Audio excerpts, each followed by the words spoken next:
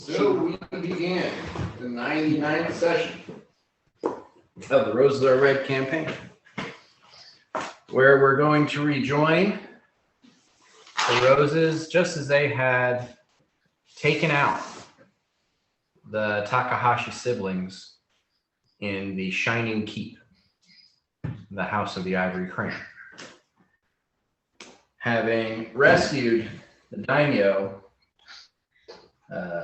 well, you're hoping Bort rescued the daimyo because he and the daimyo just fucking disappeared.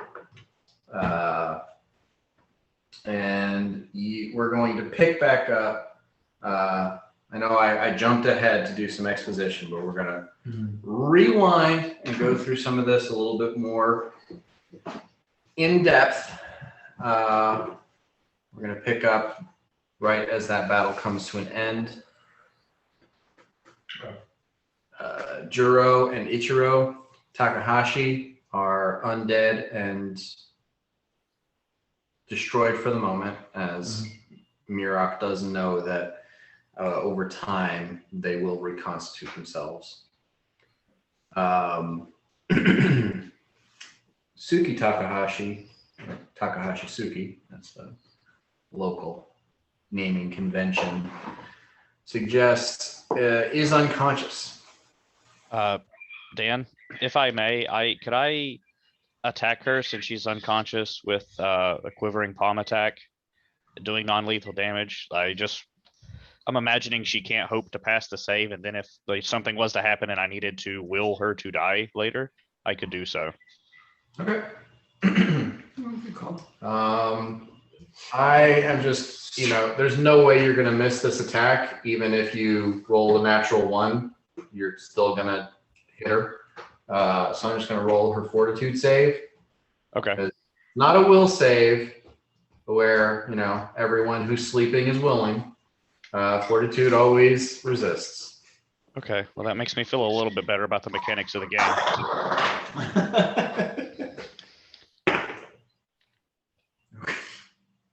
Natural 19. Yeah, okay. Well, it's worth a shot. So I see Yanni punching an unconscious woman. And I walk over, and on the way over to Uhtred. She is now at the maximum negative hit points that she could be without dying. Okay. As I'm walking over, I tell Uhtred, search the bodies, and I point at the grave knights. And then I go over there to Yanni, and I say, how about we tie her up first before we keep beating her? Yeah, that's fair. Not my proudest moment. Eric knows there's a lot going on. I look around if I see any stone, Dan. Can I gather stone to stone shape a coil around her? There are. I got 15 foot of chain. Chain's good, yeah. Chain, we can use chain. There are a couple of pillars in here. They seem to be coated in some kind of enamel, but you're not sure what's underneath, if it's wood or stone or what. But then I don't even know if you can shape that stone if you can't touch it. No, I can create a straight jacket. Let's use a chain. I think we want to bind her, and we want to probably gag her because she is a caster. Right? We're taking away somatic, and we're taking away spoken. Is that what it's called? Yeah. All right. Well, we need the straight jacket. I can straight jacket. Huh? I can create illusions that she will not be able to break with her will. She would be willing. Let's do the chain. All right. Yeah, let's stick with the chain. I take my chain off my axe and give it to you. Well, Largo, if you have the spell, could you just dominate her? Would that be the easiest course of action? Yeah, I mean, I can dominate her. What do I know anything that would maybe make me hesitate about that? Anything you ask her to do would probably be something that she wouldn't want to do, and would give it another saving throw. Yeah. So it's difficult because she's so strong-willed that I would have probably a difficult time doing it. Fair enough. It's you're not. I mean, it's not difficult. You wouldn't have a difficult time, but every time you ask her to do anything, Yeah. you're probably flipping a coin whether or not she's going to break the dominate. Give me an intelligence check. Ooh. 16. 16. There is another enchantment spell that might be very useful in this scenario. It's a charm person. Suggestion, calm emotions. She can't cast if her ability score is not sufficient for her to cast with it. Ego whip. Oh, the prophecy! Well, I was thinking more feeble mind. Okay. Yeah. Fair. Okay. Yeah, we can do that. Drop Ego it whip. to 1. Yeah. But then will she be able to answer our questions adequately? Do we need that? No, she loses. She loses her ability to speak. Okay. Do we need her to speak? Target's intelligence and charisma scores each drop to 1. Yeah. I don't think we need her to speak at all, especially if she's an enchantress. Okay. Yeah, I mean, the only reason we let her live, right, was just to offer her up to the Empress, right? So Mm-hmm. Okay. Well, yeah, I can cast Feeble Mind on her.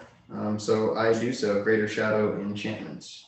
And that's also instantaneous. So, yeah. And she's never going to be smart enough to think to do anything to break it. Ah. All right, cool. Yeah, that's what I was doing. I was looking at the duration. I'm like, well, how level? But no, it's just like, and it happens. You're done. All right. So Not just dumb. Feeble mind really sucks. It's subject remains in this state until a heal, limited wish, miracle, or wish spell. No break enchantment, no dispel magic. Those are the spells that fix it.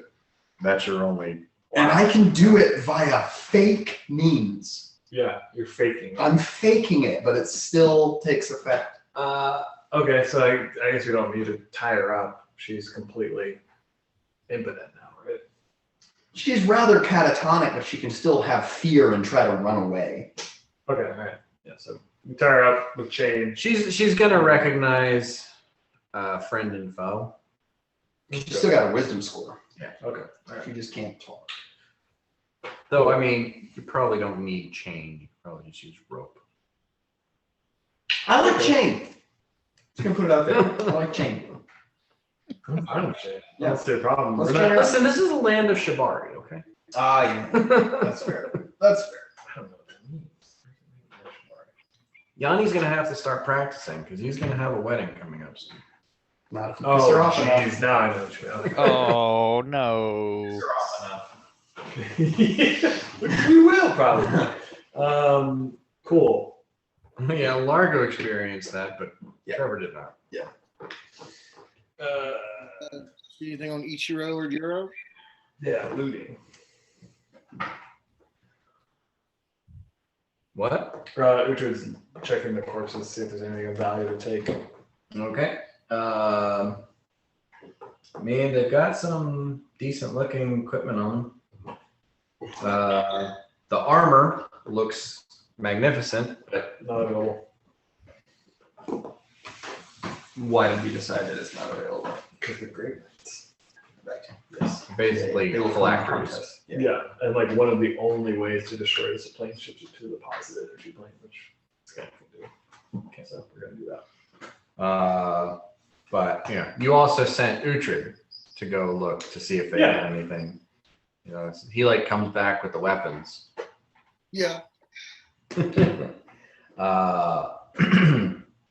Which Juro was using his Tekakaji, which is like just a claw Yeah. that affixed to a bracer.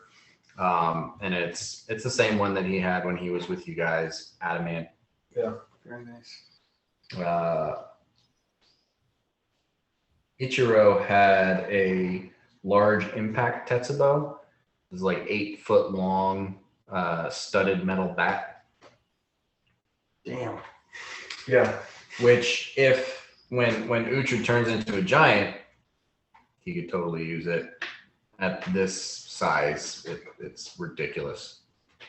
While Uhtred can carry it pretty easily, swinging it and being able to manipulate it as a 4'5" dude is not really tenable. Okay. So me and Mira, you use Hero's Claws. What? You use Mirac's or Hero's Claws, whatever. Can I use them? Yeah, they're animatic. I mean, I don't really see Mirak using them, even when he's in his giant mode.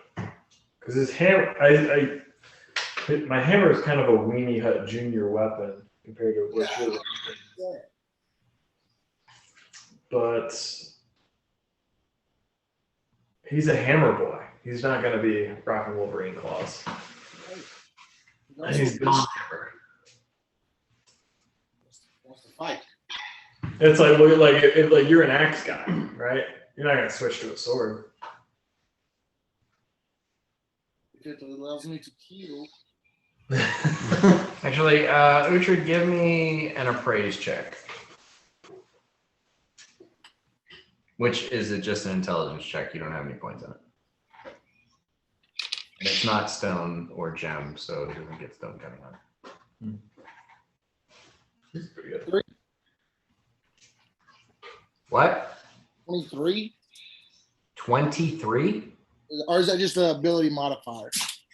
That's the ability modifier. So 11. 11. Okay. Yeah. No. The only thing of value you saw on them was their armor and their weapons. Is there anything we would remember Juro having in life? Because we went back and looted his corpse and took the hat. Mm-hmm.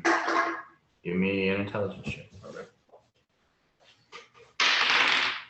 Okay. Ooh, pretty good. 20. 20? Yeah. He had a belt and a headband. He did have a belt and headband. Future, can you bring me over the weapons, especially the Tetsubo? You can put that down. I was like, can you grab his belts and his headband? I can do that. All right, and I'm just wrapping chain around her feet while you're doing that. Yanni's wrapping chain around her hands. What does it appear that she has anything of value? Oh yeah, maybe that's it. Which I don't think I would know. Okay. So, Uhtred, give me a perception check.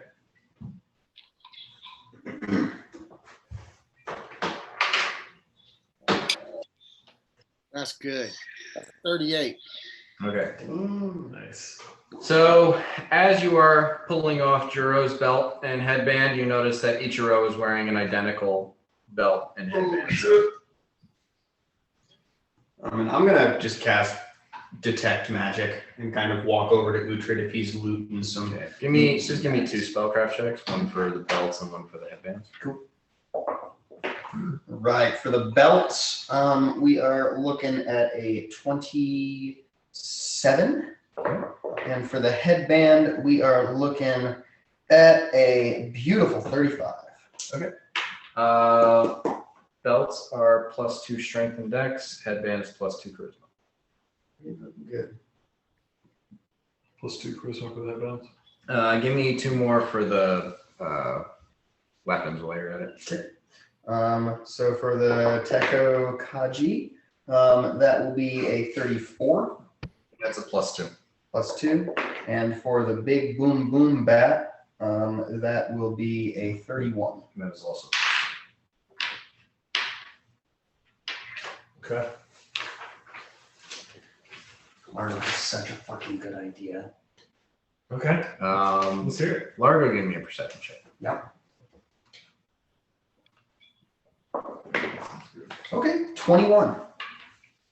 Okay. Gracie can do.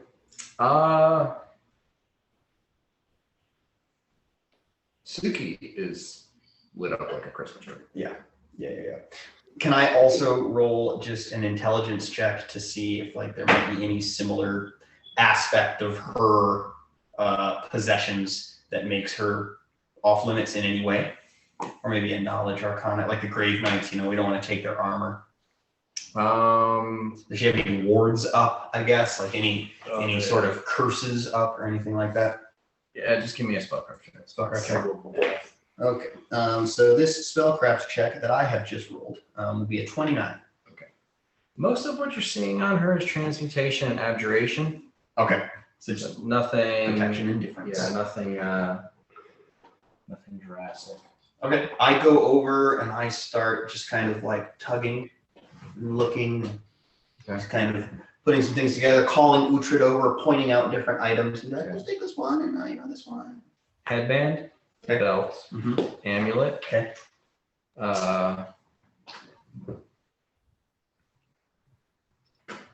She's got like a conical, what is it called? A jingasi.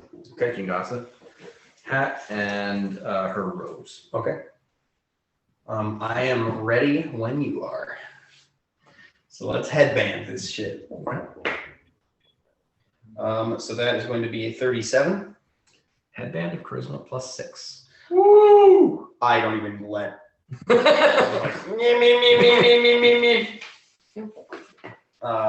And then it'll be a 36 on the belt. Dex and con +4. Dex and con +4. Okay. Amulet, we're looking at a 30. Natural armor +3. Okay. Ooh. 40 for the hat. It is a Jingasa, the Fortunate Soldier. Okay. But it is an upgraded version of it. Yeah. The regular one, which is what Ichiro had that you stole, was just a +1 deflection bonus, and then it had a disguise added to it. Mm-hmm. This is a +3 deflection bonus, and it still has its original effect, which was originally on a regular Jingasa, the Fortunate Soldier, is once, and then it never happens again. When you get critically hit or take sneak attack damage, you can just not. Okay. This one allows you to do it once per day. Holy shit. So that is a fucking Bort kind of deal. Who do we think that should go to? Well, it's a deflection bonus, and Bort has +5 on his fingers. Yanni, baby. I was just thinking that Bort goes down every single fight. Getting better. All right, and the last one. Well, I mean, it's like it's only useful against critical hits and sneak attacks. So 32 for the robes. 32 for the robes. Right. When is he going to get snuck up on? The robes are otherworldly kimono. Where's the tab that I have for that? Otherworldly. Just imagine Richard wearing it and nothing else. Just walking around the house. In an otherworldly kimono. Yeah. Oh, hey. Okay. Embroidered on the robe is like it's a white robe with gold embroidery that is like evokes like cherry blossom trees and flying cranes.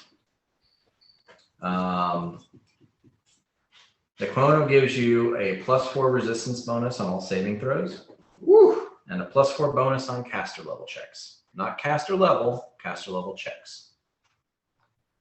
Once per day, the wearer can capture a single creature within 60 feet within the kimono, no save, shunting the victim into an extra dimensional space similar to that created by the maze spell. Damn. Inside this otherworldly prison, the maze appears as an endless cherry orchard filled with walls of windblown cherry blossoms and cranes flying overhead. Each round on its turn, the victim inside the kimono may attempt a DC 20 intelligence check to escape the kimono as a full round action. If the victim doesn't escape, it is released after 10 minutes, returning to where it had been before the kimono drew it in. Whenever a creature is drawn inside the kimono, the victim's image temporarily manifests as another embroidered design among the kimono's other images. While the victim is trapped inside, the kimono's bonuses on saving throws and caster level checks increase by 2 to +6.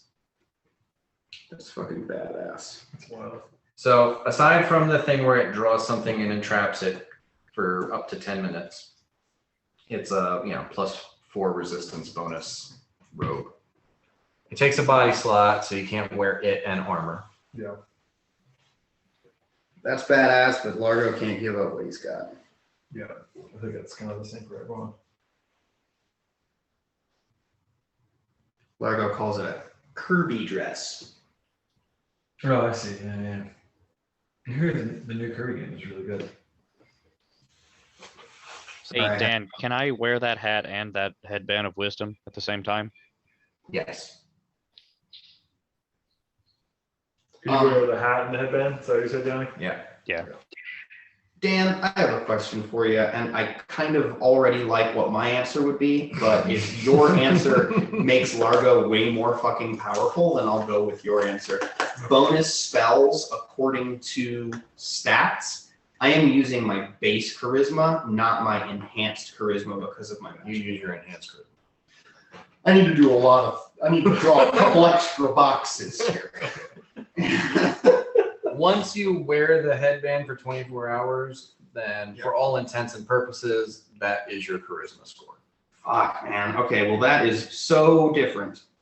I am so different now. Yeah. Oh yeah, because you're going from like 7 spells per day to 8 spells per day in a lot of spaces. That's it. Well, it's That's a lot. Yeah. It matters to me. holy shit. Dan, the deflection bonus from my ring of protection +2 will not stack with this deflection bonus from the hat, correct? Correct. So it So just goes to a it opens +3. up a ring slot for you. Cool. Yeah. Okay. I'll throw a ring of protection +2 into the loot pile. Okay. If whoever's keeping up with the loot pile for resale or whatever, for anyone can use it, it's there. You said +2? Yes. Okay. So Yanni took the hat. Largo took the headband. Fuck yeah, dude. I didn't even let anybody. As soon as I realized what it is, I just said, I just said aloud, this makes the most sense. And just grabbed it. Mirok, Largo pulls you aside, says he's found a new ability that he can do, tells you about project image, and then suggests Wow. kind of a quick release and quick bind harness that is like a belt pouch. But what it is it's essentially like just a slab of leather, right, with 2 holes right here and 2 holes right here, and already like bound together in leather cording. Mm-hmm. And what he proposes is that he just goes next to your leg and lifts the tag end of the leather up into his crotch, and then clicks his heels together, Yeah. turns small. You grab each end of the leather cord and pull, and I get flump, and then I'm just like a little 1 foot tall belt pouch that you have on you, and then I project an image, and that's how we fight. So I think we should make this. You know what I'm saying? I like stage myself and then shrink, and as I shrink, you tighten the cords so that the pouch comes up, and I go flump, and then I'm just kind of like a little diaper boy on your belt. Do you use the word diaper boy? You right now, you only have a belt of +4 Constitution, right? Correct. I think you're the only one that can benefit from the belt of +4 Con and Dex. Okay. Yeah. Okay. I mean, it gives me some extra AC. I won't say no. And reflex saves. Yep. Yeah, I was trying to think. There's certain people who like have gaps. But I don't. Because a headband +2, belt of +2, those are nice, but we're kind of past that. Oh, we're past that. We're past +2 shit. Amulet of +3 natural armor. Could somebody use that? And it's an amulet of +3. Oh, I'm sorry. That's what I'm going to say. I have it written down as +3. I already have one. Is that something Uhtred could use? Ort? Reflex save is 9 now. That's not bad at all. That's what mine is. I'm 10, 9, 14. Cool. Miracle would suggest with your fanny pack Largo. Yeah. So if you're here, oh, Right, I'm here. either here or on the back I side. like being in the front. Yeah, like a kangaroo. That's where you're gonna get hit. I'm just like, bring me up, buddy. I was like, and then I'm just like a little fucking baby Bjorn. If you're on the front, you could get hit. If you're on the back side, and again, you're not gonna be What's conscious. the percentage, dude? What's the percentage, man? I'm like literally I'm like 9 inches tall. Sure. Okay. The thing is, it's, like, thing you're gonna have to worry about is area of effect attacks. Like, and then it's just gonna be, well, are they attacking Mirok or are they attacking Largo? And just thematically, just me being like a little, when you wear a kilt, you have a fucking pouch. The guy. It's like I'm that. Especially if I'm huge. I'm your kilt. What I might do is if you are wearing him, there might be an armor check penalty, which would affect which your armor check penalty is already ridiculous. So it's another +2 to that is not going to make things much worse. No, that's fine. I'm just like, you just like fucking, I go small, you cinch me in there, and then I just go limp. Another version of me appears. And then I'm just, that's my little guy. Okay. Yeah. I'll make something. I'll help you. You want to go? offers? Well, we're gonna need to go back to Pentrose. Because there's only one person that can adequately make this garment. Why? Marco Flat. You goddamn it. How did you not see that coming a mile away? Mirror acquiesces that he gets to design choices are his. Because this is a piece of Mirac's clothes. Yeah. Design choices are top. But Marco Flat's fine. Just to clarify, I think Largo and Uhtred are wearing amulets of natural armor +2. Okay, cool. So this would be an upgrade to either of them. I think Uhtred should take it. Totally fine. Another thing that Laura just mentioned, he wants to design the inside. So when it's down, Which is most of the time. right? No. Silk. No. Listen to me, silk. No. All right. It's gonna be leather, maybe wool. Listen, silk. No. You're just gonna come out of your cone like, I've changed horribly. Yeah, Glenn, take that +3 natural armor amulet, so that should bump you up by 1. Yeah, Also, so you're muted, Uhtred. You're huge. So that would be my class would go up by 1. Yeah. Cool. Yeah. That's good. What's your AC now? Huh? What's your AC now? 28 when he's not raging. That's pretty good. Nice. I am. 23 when he is raging. That's okay. Uhtred, do you have a ring of protection? 25 when he's raging and giant. That's honestly not. That's pretty solid. That's 16.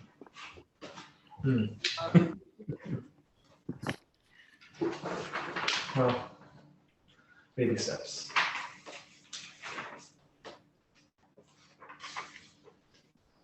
Oh, yeah. I need to get some more wings. I only have like 9.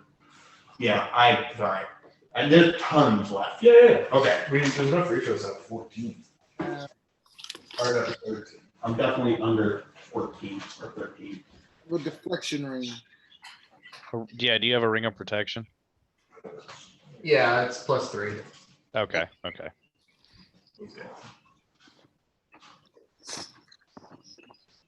I'm keeping an eye out for you guys. These fucking lemon pepper ones are ridiculous. That's what you go for? I really look like your finger one. They're like Diablos or the really fucking hot ones are good. Like their version of really fucking hot, The hot ones are decent. So you guys are all looking at the gear and kind of splitting things up and passing them around. Uh-oh. And you hear in your head, Bort say, I got the daimyo, guys. Is Well, it chilling there? Yeah.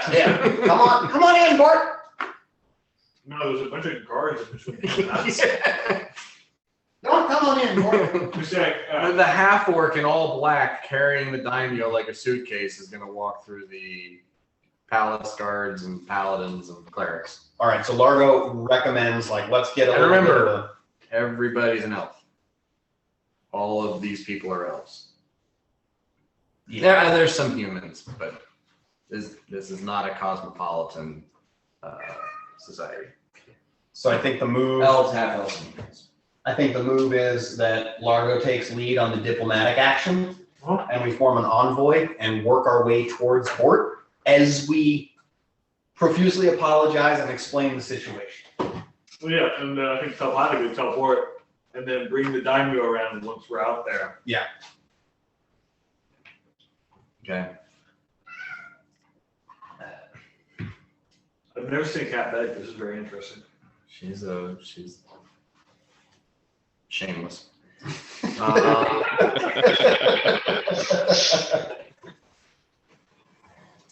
So, yeah, you go out there. Lara, give me a diplomacy check. Newly enhanced, okay? Makes the math a lot easier for me. Well, that's a 1, but still 20. Still 20. Okay. So you go out there and with a lot of confidence, but you're staring down all these paladins and these very imposing sort of people, and you waver. It's like, oh, we came here for look at the end to heaven. Yeah.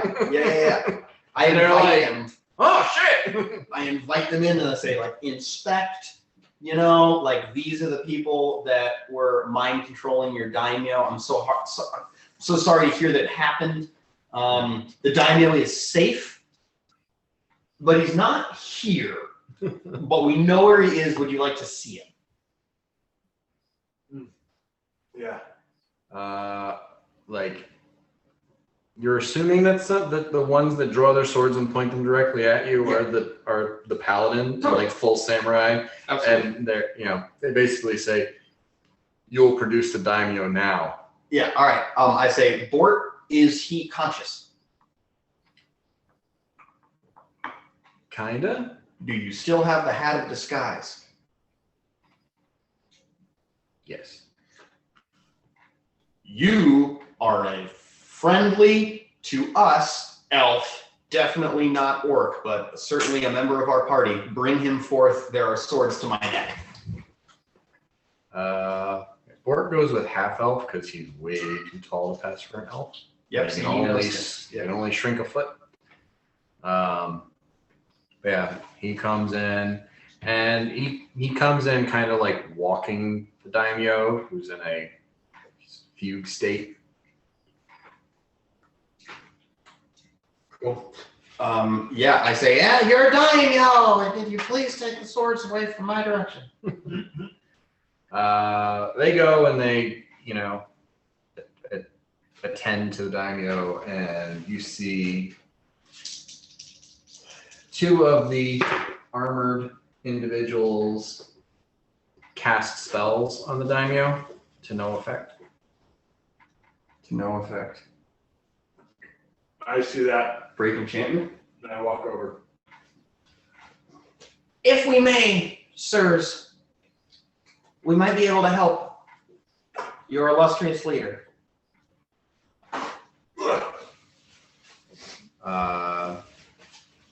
The paladins kind of look and they're standing at attention. Their swords aren't pointed, but they're drawn, and they're very carefully eyeing you. The two clerics have tried to do something with daimyo, go over to the literal pile of bodies in the corner and start healing their allies, trying to bring them back to consciousness. No doubt, a noble endeavor. They're all alive by my hand. I say as I walk over. And I make a heal One check. of the paladins, and by whose hand are they unconscious? Many. And no, they're both. What? Many hands. Yeah. It was light work. That's what I'm implying. It's like everyone else here. So, you know. Cool. It's a heal check of a 33. Okay. I mean, he's dominated. Okay, cool. So it's I mean, the spell would be the best one. I'm trying to think like what's the best. Yeah, greater dispel. Okay. I will cast greater dispel. Yeah, regular dispel, I don't think would do it. Okay.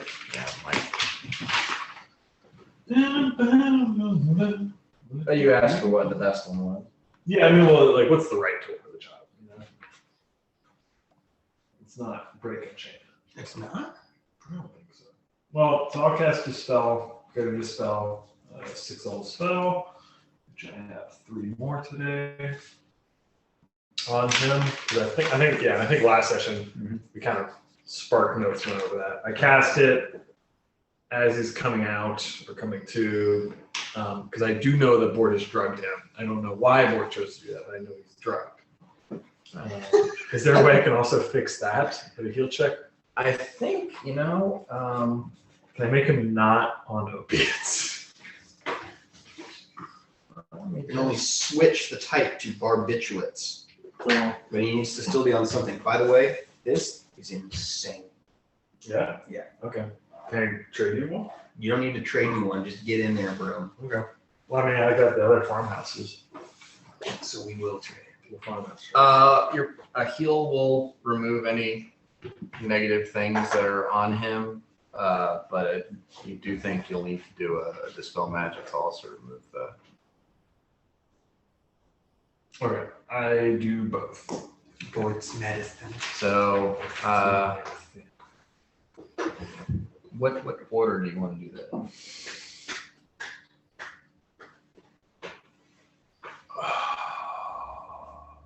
I would heal first, and I'm doing this in front of the paladins. I would heal first, and then I would dispel magic. Okay. Give me a caster level check on dispel magic. Okay. Ooh. 15. 15 on the die. So that's 31. 31. It's just Yeah. caster level. Yep. Yeah.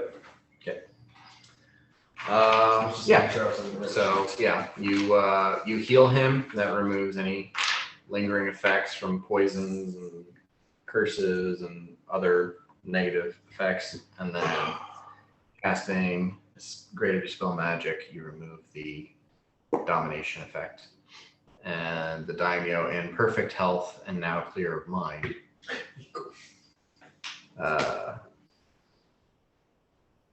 stands there and kind of takes stock, and now having lived for quite some time behind a thick curtain, he's gathering his thoughts, and he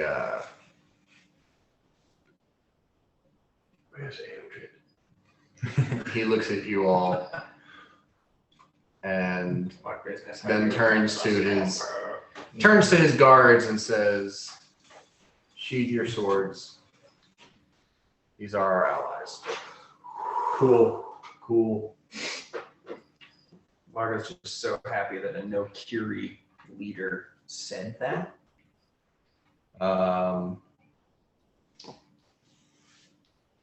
One of them turns and says,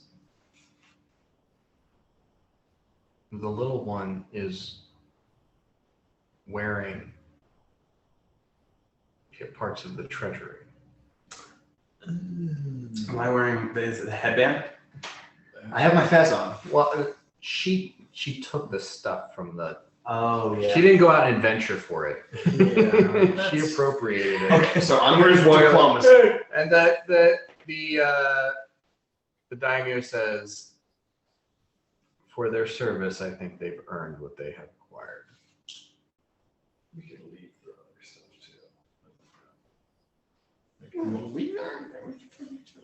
too. Do you want to lug around a giant Tetsubo? I Depending on how fucking Tetsuo it can fit in the fucking thing. All right, man. Yeah. I just bow graciously and say, it was a substantial upgrade. I would hope so. It's been a artifact of my house for several of my people's generations. It is deserving of that station, and I will treasure it. Much like your treasury treasured it. Mirror in your brain says, know when to shut up. I back away slowly, but I still represent myself as the leader of the party because He looks at the crew of you and then addresses you again. What? Not that I am not grateful, but what brought you to the Shining Keep today? Why did you undertake the task that you just so successfully completed? there beeth an astronomical sign in the east in the form of a green star. And we know that your astronomers are better than any other astronomers that have yet lived. And we must seek their counsel to learn the meaning of this green star, because we unfortunately have heard a prophecy regarding one of our dear friends and an ominous foretelling of events that relates to this green star. And it would be super stellar. Ha! Woo! If you could arrange an audience with your head astronomer and as many of his grad students as are available. Grad students. I'm a teacher now. I think you're just like Justin Timberlake in the Social Network. You're the Napster guy. You're just scheduling meetings. What? Almost get arrested. Who's got the kimono? I think the kimono would be in a handy haversack or bag. Yeah, I think everything that's not there. Let's say everything that's not there is in my portable. I don't have. Okay. As you're having this conversation, Rad Japanese fucking headband. It's like coming down. It's like, wait. there's a sort of huh, and probably Yanni Someone like pops out of sees it. this guy appear back in the throne room.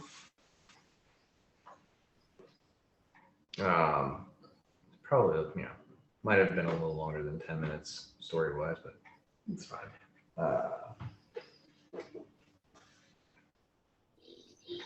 And the daimyo calls out, Sakura, are you all right? And a woman in like an elven woman, fine imperial dress, like, hurries over. She trapped me in the damn maze again. Oh. I immediately I turn and go, oh, Why? because it seems like a fucking noble thing to do, man. I look at that. The daimyo was like, I don't know your name yet, but she's my advisor. You have strange customs. I get up and go, Just look at it like the other time. He's like, oh, that's from my armor. It's from my family generations. Like, tight, hella tight. And some lady who's like, oh my god. But hey, she's my accountant. I'm trying to upgrade my fucking respect level here and fail. Oh, okay. Yeah, I've had He's feelings in the past. the fight adrenaline just wore off, and now he's anxious again. Yeah. Yeah. Sakura shadows die twice. I just had Say to it. think of a female name off the top of my head really quick, and the only one I could think of is Skirt. Sure, I couldn't think of one without that. Cool. So, you need to speak to our head astronomer. I assume you want to visit the Heron's Eye Observatory then? Desperately. Yes. You still haven't answered. Well, I still don't know who you are. There. My name. And then I deliver it. And these are the companions' roses are red. And we were speaking to the princess and the emperor. Empress. Yeah. And we told them of our plight and were informed that this was the place to be, but also informed of a great darkness. The Takahashi house has caused quite an amount of problem.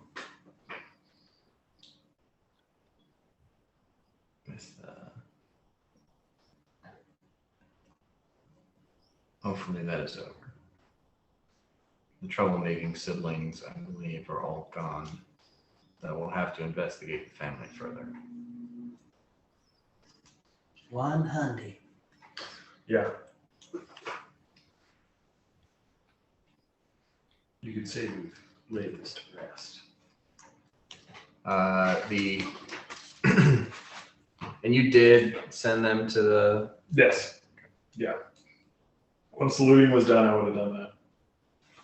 Once the looting was complete. Once the war crimes were done, yes, absolutely. Not war crimes. She died where? It's okay. There's a bit of a weirdness to it, but I'll say since they were bodies of undead that would eventually like regenerate, technically you have to send creatures via plane shift. You can't send objects. Okay, but I'm sending them and they're wearing their armor. Right, but like technically a corpse is an object. Oh, well. How long would we have to wait before they start to like?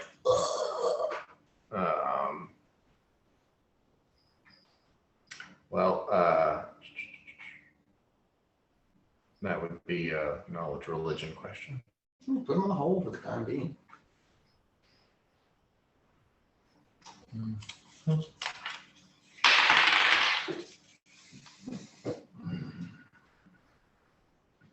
$28.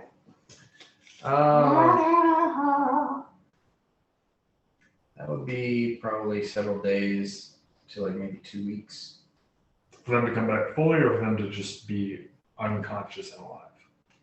Oh no, when they come back, they explode into life. Mm-hmm. So they'll be in there with all our most powerful items ready. Okay, what if we took like a rat and crammed it in that filth and then just. I was just thinking that. Do you know where we could find a rat? No, we're not. The idea's not ready to come out into this world.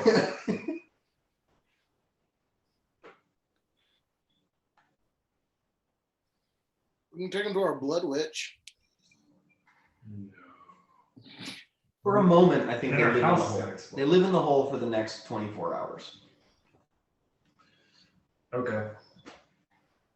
That's Largo's suggestion. Yeah, okay. We'll put them in the portable hole.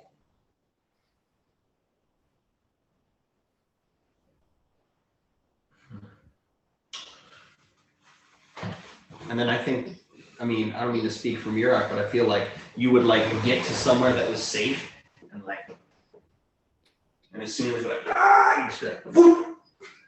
You just like watch them for days. They both explode. No, into life.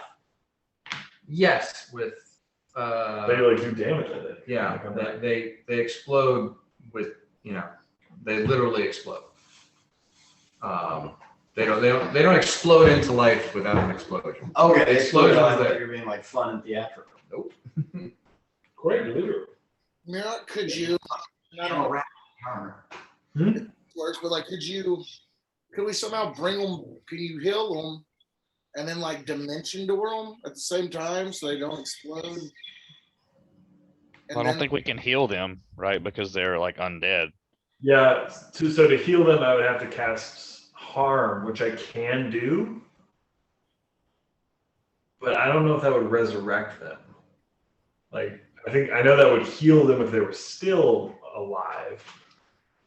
So here's the one thing that like the simple answer to this is that somebody takes them there. Oh, okay. Yeah, I'll do that. However, Okay. it's the plane of positive energy. Yeah, you can be there for like a second. Yeah, you heal 20 d8 points of damage every round you're there. Mhm. And if you reach double your hit points, you explode.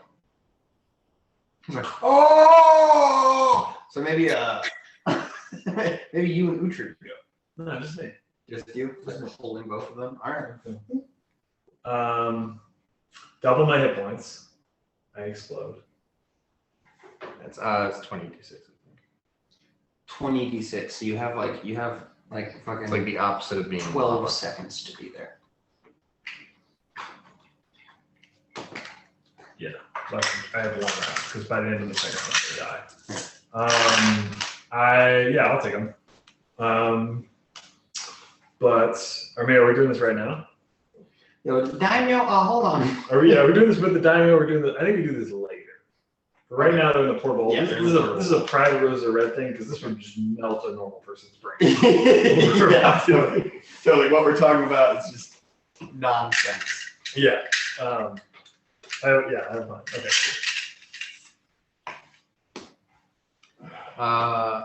The daimyo instructs you all to follow him, and he walks you outside the Shining Keep onto one of the sort of terraces of the pagoda, and he points, and you can see off in the distance a tower on a promontory overlooking the sea, and it looks like it's probably 3 or 4 miles away. He says that is the Heron's Eye Observatory. Okay. I think we just have a nice walk. Talk about what we're gonna do with Jiro. Yeah. Malone. Brother. Largo asks for an escort to help us get there in the most efficient way through the streets of the city. The daimyo sets you up with a carriage, Okay, perfect. horse-drawn carriage.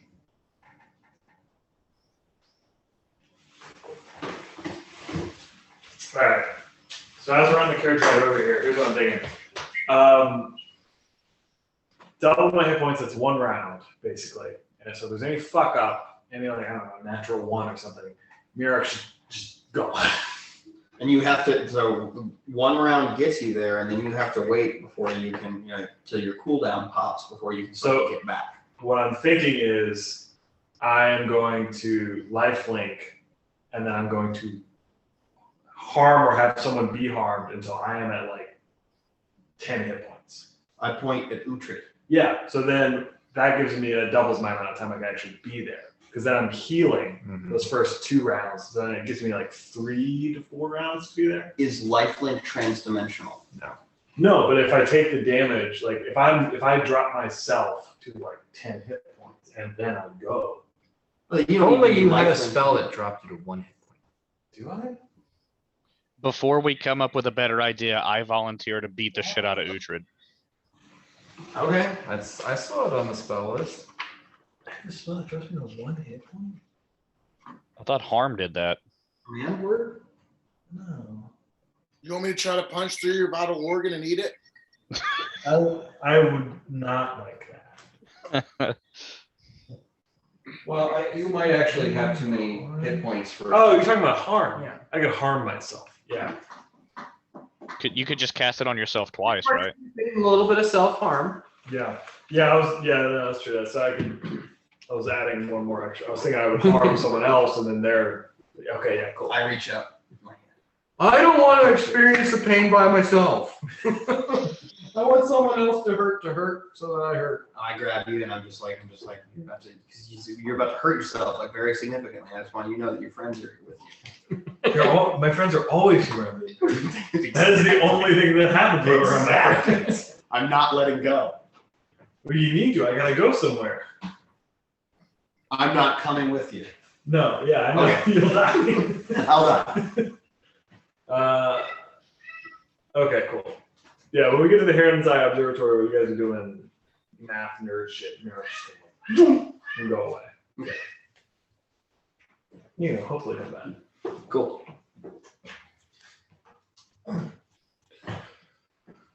I mean, I'd like for us to just wait while you do this. I want you to be there for the whole deal. Okay, yeah, that's fine. I mean, his whole adventure is going to take what, like 10 seconds? So Yes. If it takes 10 seconds, you're dead. Hopefully 6, 7. It should take a maximum of 18 seconds. If I'm not back in 18 seconds, I'm probably dead. Holy shit, this is kind of intense.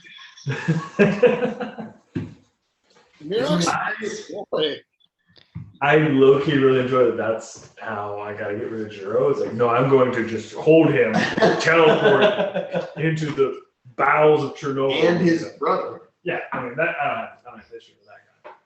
okay, hear me out. What if Uhtred went with you also at 1 hit point and he just like waylays on you if you fuck it up? No. Would that could that buy a round? Because he has like a bigger buffer with his health. Mirak's looking at it like it's more people coming is a higher risk. Yeah, you just gotta do it. The more moving parts you have, the more fucked up it's like. Yeah, it's engineering perspective, right? What's the simplest thing? Harm me, I go, I come back. You know? Because like, what if Uhtred? It's a plane, so there's like shit moving around. Like, what if Uhtred get separated? I can't, you know. That's fair. Also, Mirak is again deeply compelled by shame. So like martyrdom and stuff like that is like he's like, yeah, that makes sense. Also realize that it's 20d6. The Yeah. average roll on that is 70. Yeah. The chance that I'm going to roll 120 and actually put Mirak into great peril is actually fairly small. Great peril. And I've never been to the planet positive. You're gonna really like it for a short amount of time. I think I'm just gonna, oh fuck, that's right. Yeah. You're just coming. While you're preparing to cast harm, Sure. Largo is singing for you with his newly enhanced singing skill. Are you singing still? I always have performed sing. I've had performed sing since level 1. I just thought you were singing. No, I'm really good at it. Okay, all right. Yeah. With a 25. Uh-huh. Sing, you are the best that I've ever met. Give me hope for dwarves. You're not selfish. Oh, it's You're horrible. selfless. Oh my Just god. Who is this? Please come back. From the plane of positive energy. It's like some like late 90s shit. That's his Oh. jam. I would like to burn my second use of Quivering Palm for the day on Largo. No, but I think it's funny. My voice is good. No, that was your second use. Oh, correct. Yep. You're lucky, Largo. You're lucky. It is good. It is not Mirak style. He's more of a Phil Collins guy, but he likes it. And Largo immediately switches to boom, boom, boom, boom, boom, boom, boom, boom, boom, boom. Yeah. It's great because you just wait the whole time, then it happens. It's worth it. All right. Okay, so how are you? So you're gonna cast harm on yourself, and then you're going to plane shift to the positive energy plane. Yeah. And then you're gonna plane shift back to the prime material plane. Correct. You have enough castings of That's what plane I'm shift in checking right case now. something should go wrong. I have enough of plane shift, and I have enough of harm. Yeah, because plane shift is a level 5 spell. If shit goes wrong, you just fucking harm the fuck out of yourself until we can get you out of there. Just kill myself. Yeah, I can cast plane shift 5 times. So Okay.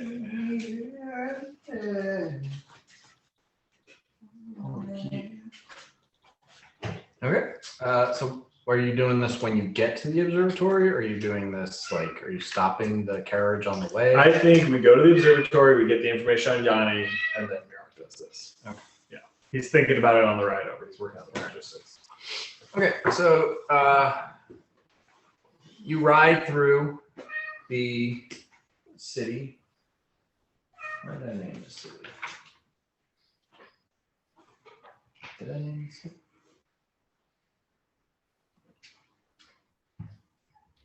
Crane Town, Walled City.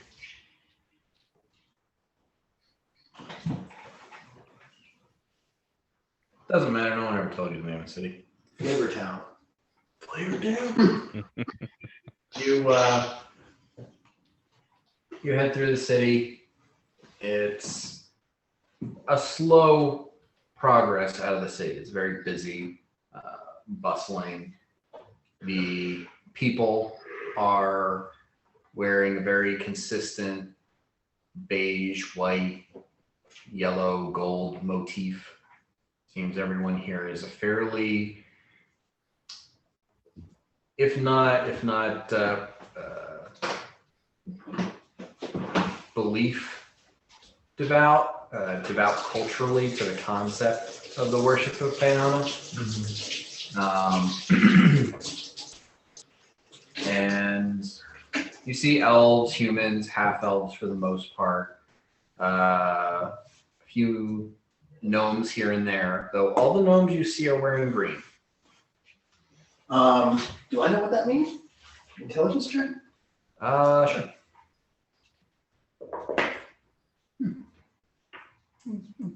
What'd you get? 8. Inawani introduced herself as a member of the Jade Monkey.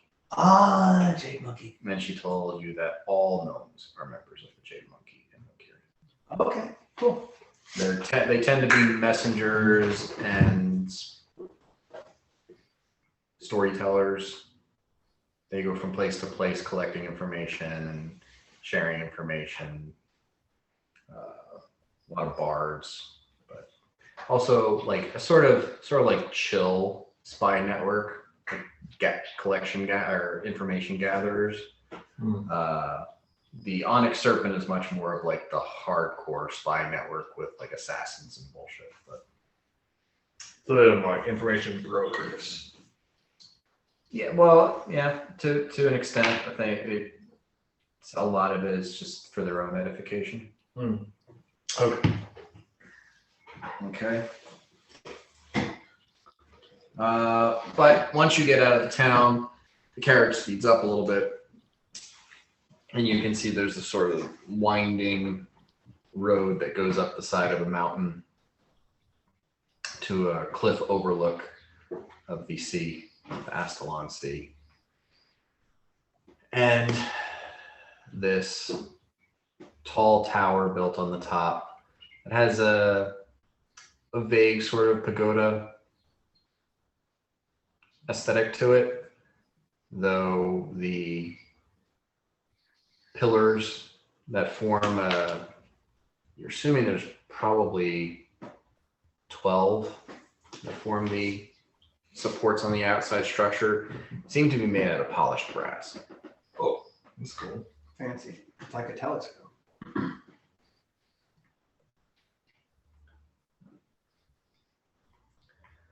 Largo says that as we're nearing. It's like a telescope.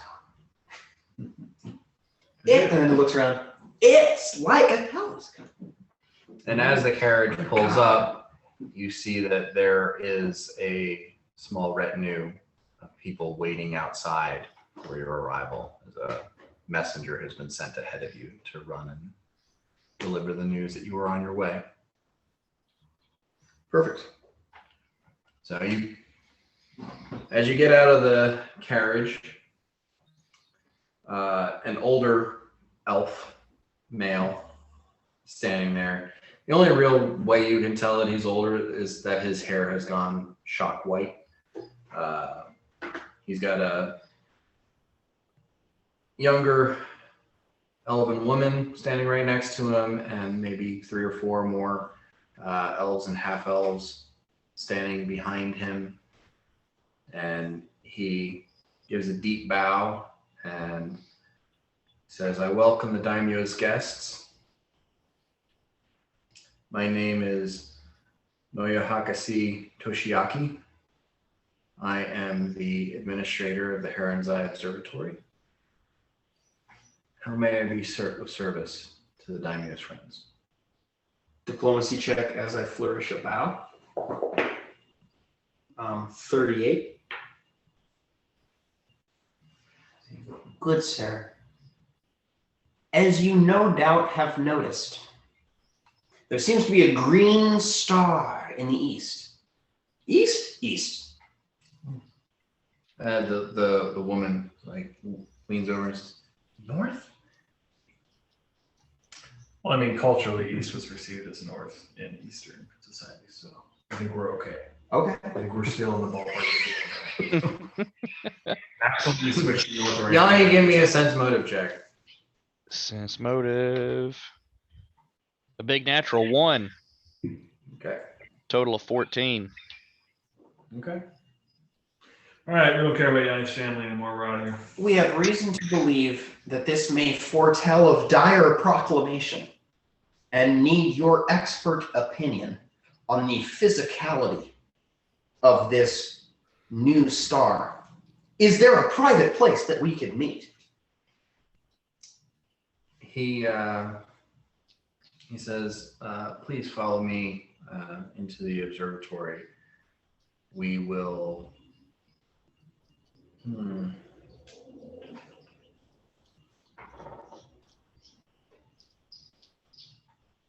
Just follow me. And he's like trying to, and you go inside, and inside you can see there is a sort of grand central room that goes up probably 4 stories. You're getting a slight, Tower of a Thousand Tears vibe from this, but these 4 stories with terraces and an opening down the center that allows light to come down from above is just floor to ceiling scroll shelves. So all these little cubbies with large scrolls tucked in each one of the little alcoves, and you can see several individuals here pulling scrolls down, setting them on a stand, and unfurling them on a sort of podium style reading table, and checking things, and we're taking down notes and doing research. I look at the administrator and I say, "May I?"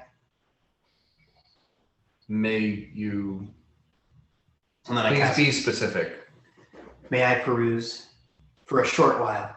I am taken by this sight. Give me 30 seconds." If there's something specific you'd like to take a look at, there's a very meticulous organization process in this. I will not touch. I will not touch.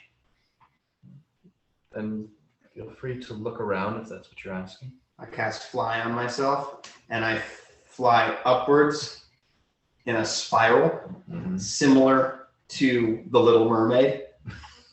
Okay.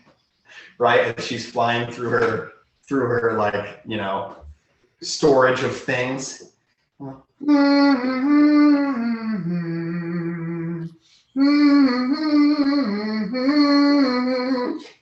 I cast Harmon myself. And then I float back down and I say, "Thank you, we may continue." As you're like doing this, he looks around at the group and he turns to Yanni and says, Is this are you responsible for this one?"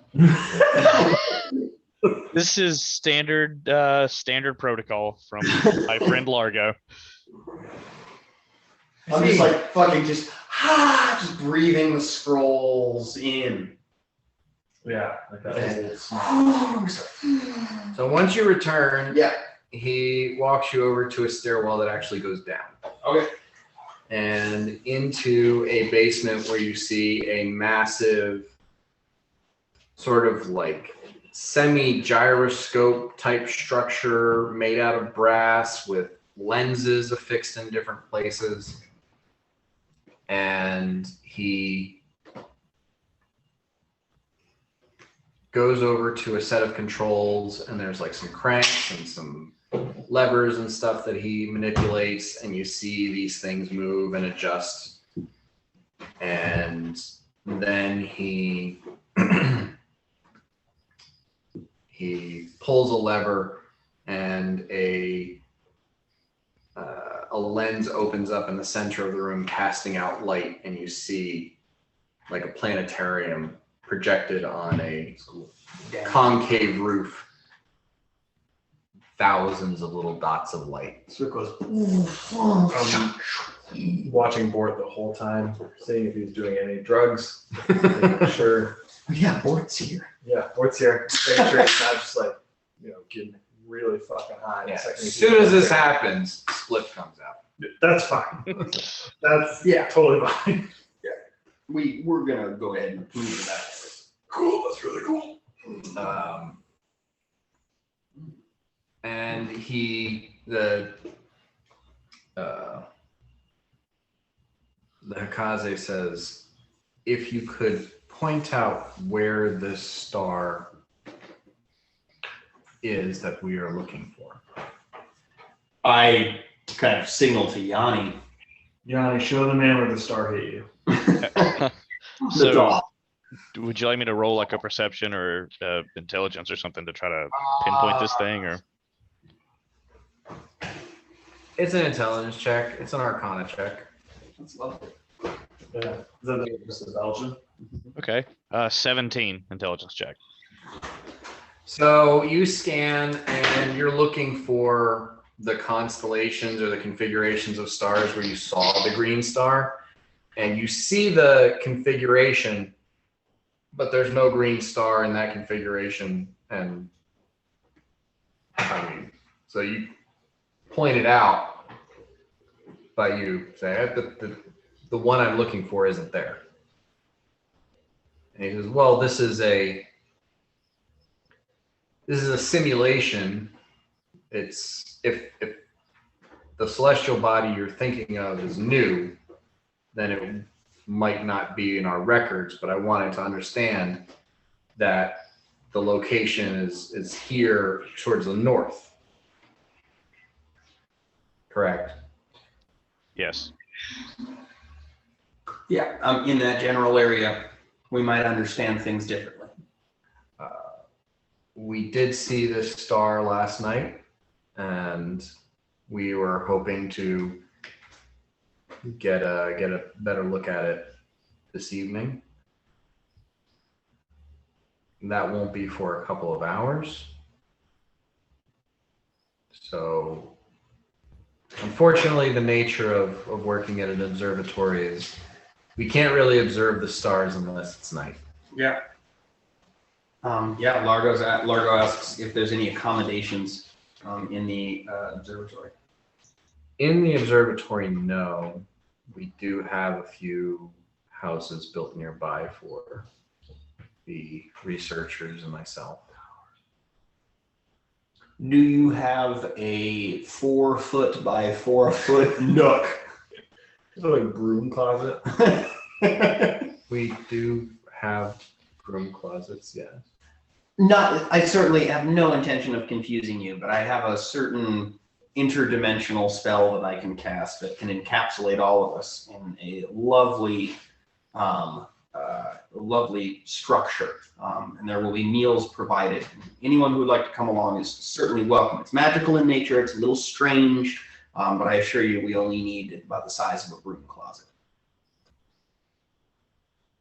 He seems a little confused, but if you'll follow me, leads you back up the stairs and takes you to a literal broom closet. All right. I asked him if he'd like to come along. I'm We've had curious to kings see what like you're this. going to do exactly first. Okay. Yeah. Go.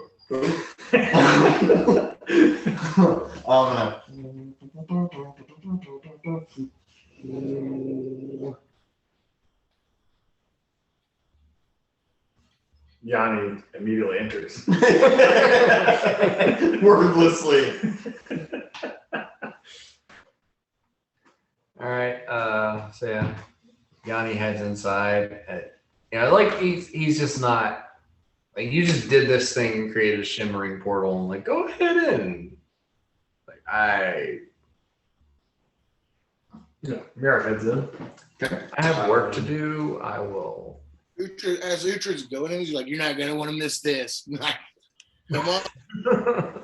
I wait until last, and can I roll another diplomacy? Sure. Not great. But with a 36, I encourage him. I'm like, this is pretty cool, Yeah. but you certainly under no obligation. His assistant seems more interested than he is, and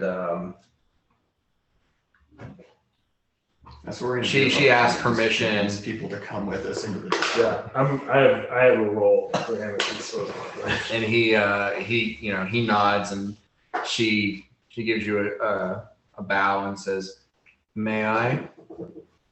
Absolutely, and I say, and I lean in and I go, "What's your favorite food?" Oh, that's nice.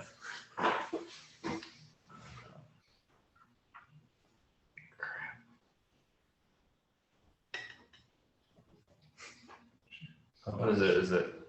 See, I know some of these foods from anime, but I never remember how to pronounce them properly. Ooh, what about okonomiyaki? That's the what I'm pancake? thinking of. Yeah, okay. Oh, this is so good. Which is like it translates to the way you like it. Yep. Where it's like an omelet thing that's Okay. got Have you ever heard of okonomiyaki? No, but It's I the know sh- that in Japan they put sugar in eggs. Yeah. So This would have like the last five stage is flavors. going to be different variations on that, and then the last stage is just going to be like sugar egg. Gross. Well, the last one's probably gonna be the same thing as you put there the first time because sugar, egg, and milk is custard. Yeah, custard. Yeah. Oh, So yeah, just and be creative as you want if you want to describe them, but just like 8 different variations on that, and then custard at the top. And I'm explaining to her the entire time, trying not to overwhelm her. Like as much as I can, I'm like, hey, this is going to be really weird, but here's the thing. We like to have a good time. I promise nothing here can hurt you. You'll be able to fly. Just stay with me. She's like, okay. I promise nothing here can hurt you. She takes a step back. yeah, that's fair. But I'm just trying to be like, it's chill. Don't worry. I'm your friend. You can trust me. I'm going to be right here with you unless you don't want me to be. And then we roll in. All right. So she walks in and, okay. And then there's these banquet tables lined with various forms of egg dishes. Yes. He's still not coming in? Main guy? Okay. I'm gonna roll diplomacy check. It's middling. That's all right. Action da, action da, action da. 30. Yeah, with a diplomacy of 27, Mirak looks at him and says, I hope you don't die wondering if you ever lived. And then he just walks in. He doesn't wait for a response. His point is like, you're never gonna fucking experience this. Yeah, totally. Level 16 fucking caster just invited you into a fucking. Do you want to go to an egg party? Yeah. Oh, jeez, Mr. Eggman. Yeah, I'm not saying that with malice. I'm saying that with genuine, just like, Yeah. Okay. He nods and says, "Perhaps I'll join you shortly." Fair. I think we can all agree that's fair. Largo's going to stay up a little bit for him once she feels comfortable floating to the top level by herself. oh yeah, dude. And I encourage her to swing the entire time. I'm like, there's a fucking swing up there. She introduces herself as Kato Hitomi. Kato Hitoni, welcome. Welcome to the tower. I say it, I kind of grimace as I say it. The Tower of 1,000 Tears. she looks around. She's like, "Does it really have that many floors?" Oh. And I say, it certainly could if we finish building it. Oh man. All right. I named it that after we all got assassinated. Yeah. Yeah, you did. What's this red spot on the floor? Oh, that's just something we've been working on. Yeah. It's a Don't jam. sleep in that pod. I got murdered the But yeah, no, she Separate tries us. all of the different egg dishes. Some she enjoys, and some she kind of politely spits out in a napkin and puts on the table. Every time she says that, I go, understandable.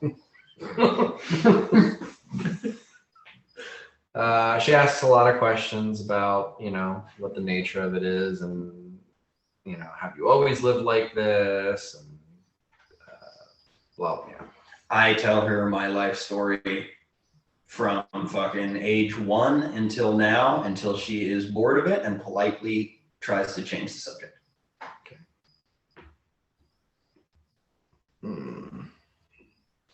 Roll a percentile, buddy. Mirok immediately started disliking her when she started asking a lot of questions, so he's already left the room. Largo knows that he can make her brain mush if she tries anything. Clip that out of her. She's like, oh, you're a talker. 88. Kill Bill reference. She does like, you're remarkably spry for a gnome your age. I mentioned how it's mostly just magic. That's not magic I think most people have access to. I blush. After a couple of hours, the Hakase does wander in. Nice. Hakase means professor. Okay. And he looks around and he says, I just needed to take care of a few things before I can indulge in frivolity, I suppose. Well, and at this point, has she, so I said I wanted to wait until she felt comfortable floating up to the swing floor herself. Is she still around? I imagine a good portion of the conversation you had with her was probably in the swing room. Okay, yeah, so I floated down at this point. And I don't know, I kind of imagine the swing room as like sort of this open space with like a stellar field around it. Yeah, well, it'd be very Or- bright. Kind of okay. like, it's half like lovely meadow Okay. and half like complete and utter prismatic hysteria. Okay, she doesn't hang out there very well. Yeah. So I was like, and it's not so much as there are swings there. There's not so much like I swings know, there. I know. You just are swinging there.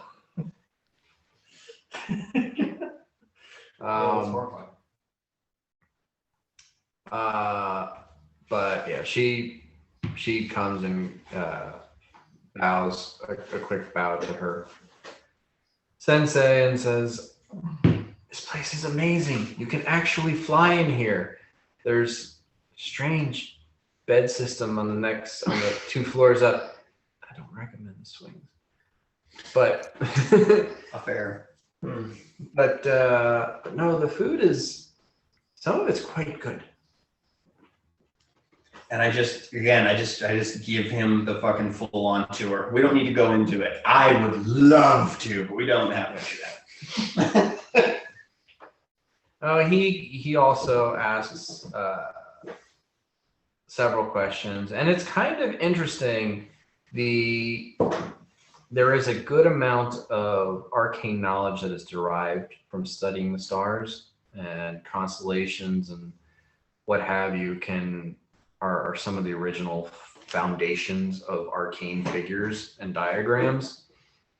So as you're pointing out different facets of this, he's relating it to different star signs and configurations, and kind of deriving your magic intuition into into arcane concept and structure. He gets a little frustrated that you don't really know exactly what he's talking about with some of this, but he's the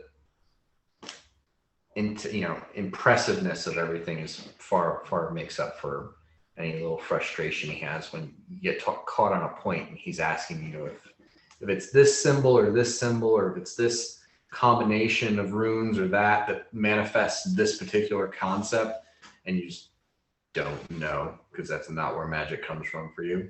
Yeah, I go into a little bit of wild magic and my philosophy of the weave, and I do outline for him as best I can the somatic components that I use to cast the spell.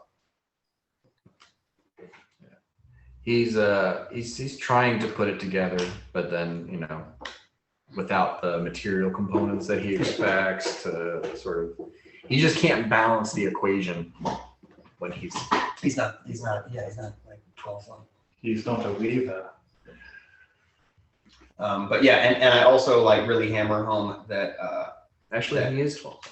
Oh, he is 12th level. Okay, he's a 12th level expert. Okay, gotcha.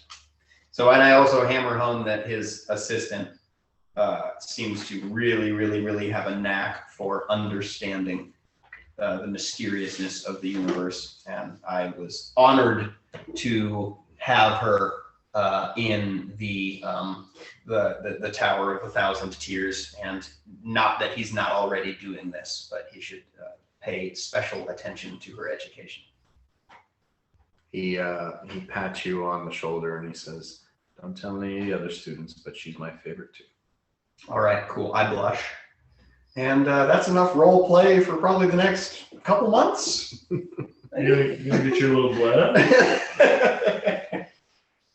All right. So with that, a few more hours are passed in the tower, and the sun sets, sky grows dark,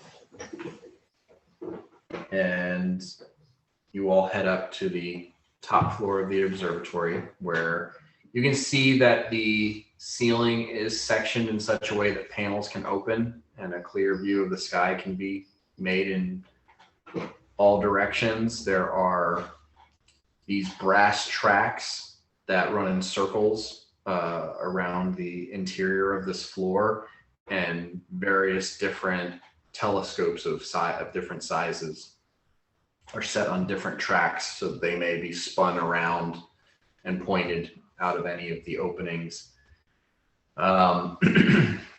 In the center of the room, there are there's like this almost sort of a snow globe thing sitting in the middle,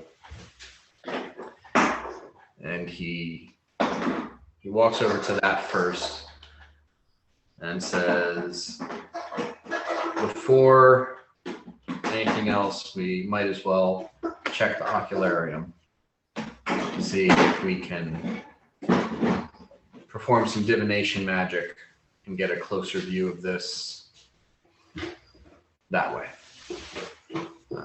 The ocularium can generally give us a much clearer picture of celestial bodies than the telescopes can." And he says a couple of words, moves his hands around, and you can tell that it's a magic item. He's not creating the magic. The ocularium is the magic. And as he does so, you can see that there are different colors of sand sitting in the bottom of this snow globe, and they sort of rise and spin and look like they're about to coalesce into some sort of a shape.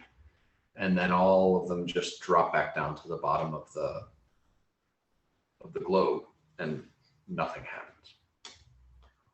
And he says, "That's odd.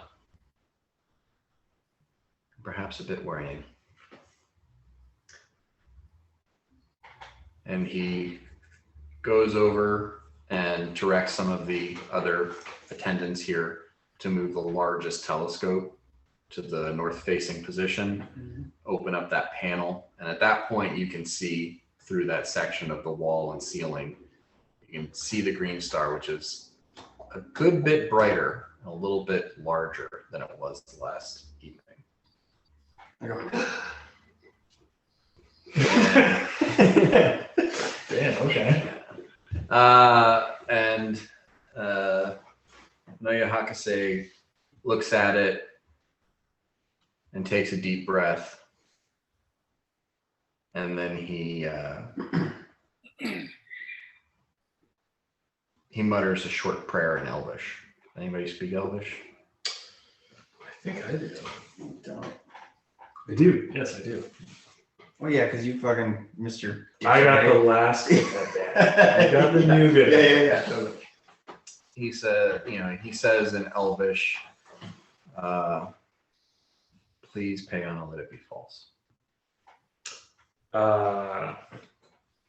In Gnome, I translate that over to you because Mirak is not good at seeing, so he doesn't know what the fuck he's talking about.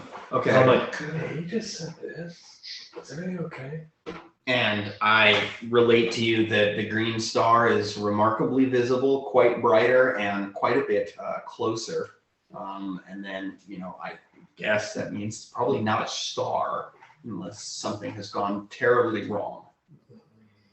So he manages a couple of cranks and does some stuff with this large brass telescope. And probably Mirak and Largo, you can tell that this is not entirely mechanical, that there is some sort of magic involved in this. And with a quick glance of detect magic, you can tell that it is primarily transmutation and illusion for creating images and possibly changing the shape of the lenses or something. Makes sense. And after a few moments, you can just see like the color fade. He's a pale, very light-skinned elf to begin with, but his skin goes ashen white, and he turns and he tells the group, he says, I'm afraid that it is not a star, but it is the Duskbringer comet. I look around and I say, I, for one, am for the jobs the comet will bring. Oh God. I don't say that. That's just a joke. Largo, give me an intelligence. Yeah, do any of us know what it is? Largo might. 20. That's the best intelligence check that I can do without rolling a natural. When you were a younger man, Yeah. you do remember that there was a bit of a hubbub about the Duskbringer comet, which usually only comes like 40. I was like 40 years old. During the Yule campaign? Yeah. Oh my god. usually only comes about once in a lifetime for gnomes, every 250 or so years. Yeah. And there was like a watch party for it. It was going to pass to the north, and it passed from west to east. And you all, climbed some trees, and like there was this area set up, and you watched as it came flying across the sky, stopped for a solid minute, and then shot overhead and off to the south. Okay, so I know that it changed direction and something very strange happened. Do you guys remember the movie? You were an idiot before all of this. Fair. So it's like, you just that's how it goes. Yeah. And everyone who was scared, you were like, oh no, that's perfectly normal. That's how that happens. Totally. You blustered with confidence, even though you were entirely wrong. Why were you an idiot? Well, because I had no, conceivably, right? I gained intelligence as I grew, and this was right at the beginning of my. You gained wisdom that you were not as great as you thought you were, and you didn't know everything. Yeah. So anything that I saw, I would have reassured everyone that everything was normal. It makes sense because this would have been like my third year of leading the village. But maybe it's slaughtered. You don't know as much. Well, that's how you learn. I think back on that time and I look at what the comet's kind of maybe doing right now, like getting bigger instead of going from there to there. What conclusions do I draw? What is your, how many ranks do you have in Arcana? I have 10 ranks in Arcana. So there's a couple of things, you know, you haven't studied this comet in particular.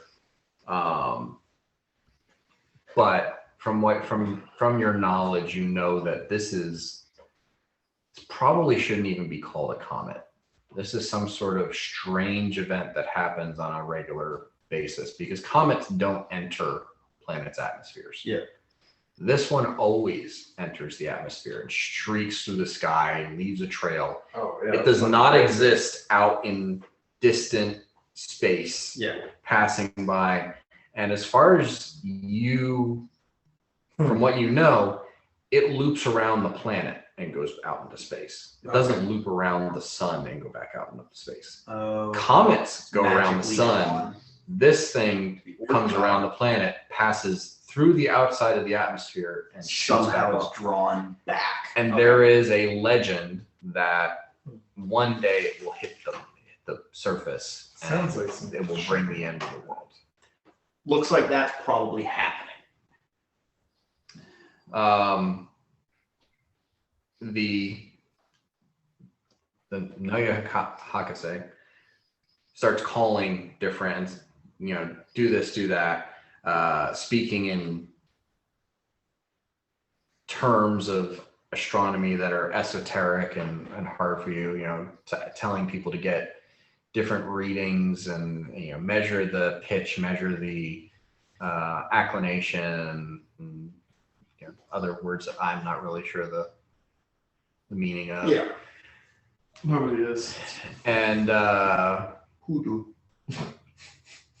He turns and he says, what exactly was the prediction, the portent that made you aware of this star, and why are you interested in it? I would be abbreviating and grossly misrepresenting the proclamation, so should be Yanni. Yeah, I think we all hit Yanni. An avatar of baby told us my family would die a week after a green star appeared in the north.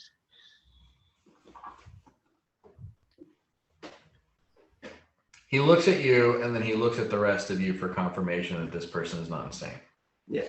Mm-hmm. Yeah.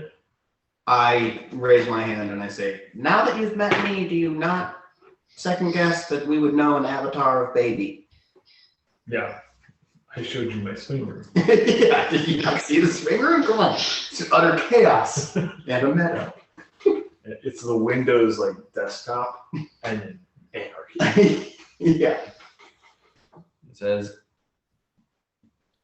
now that I know you and now that I've seen your extra dimensional living space and seeing what I'm seeing now, there is a part of me that is concerned that you might be responsible for this. If we are responsible, which is certainly a option that we have considered, or a possibility that we have considered, it is by no direct and intentional action of ours, and with every fiber of our being, we will fight against the negativity this omen brings. I can promise you.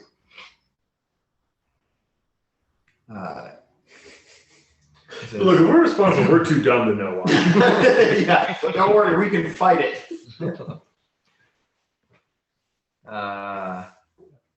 He says, well, right now I'm having the entire observatory work on the direction and arc of this comet. I am concerned, as I am with every passing of the comet, that it will impact the world, and then the prophecy of its nature will come to pass. A little over 100 years ago, I was waiting in the same observatory as a student, and it did not pass overhead as it was supposed to. I remember that night. What do you make of it? We heard tale that it stopped in the sky above Kyla and then shot off to the south. I witnessed this. And I can verify that that is true. Well, I've read many accounts of eyewitness accounts of that being the case, though there's no known explanation of why or how that transpired. Necromancy. I don't say that. It's just a fun thing. I know the players know something. The characters are completely unaware of anything that has happened. Another campaign. Coolest monk ever. He says, well, I'm going to assist my researchers in trying to figure out the exact path and whether or not there is a point of impact to be expected. If you will amuse yourselves for some time, the math will take a while to process out. Do you know the sending spell? I do not have access to such magics. I am a mundane researcher. Do you mind if we send to you? Can we check in with you? Yeah. Do you have something immediately necessary to do in the next 3 hours? Oh, that's how long it's gonna take.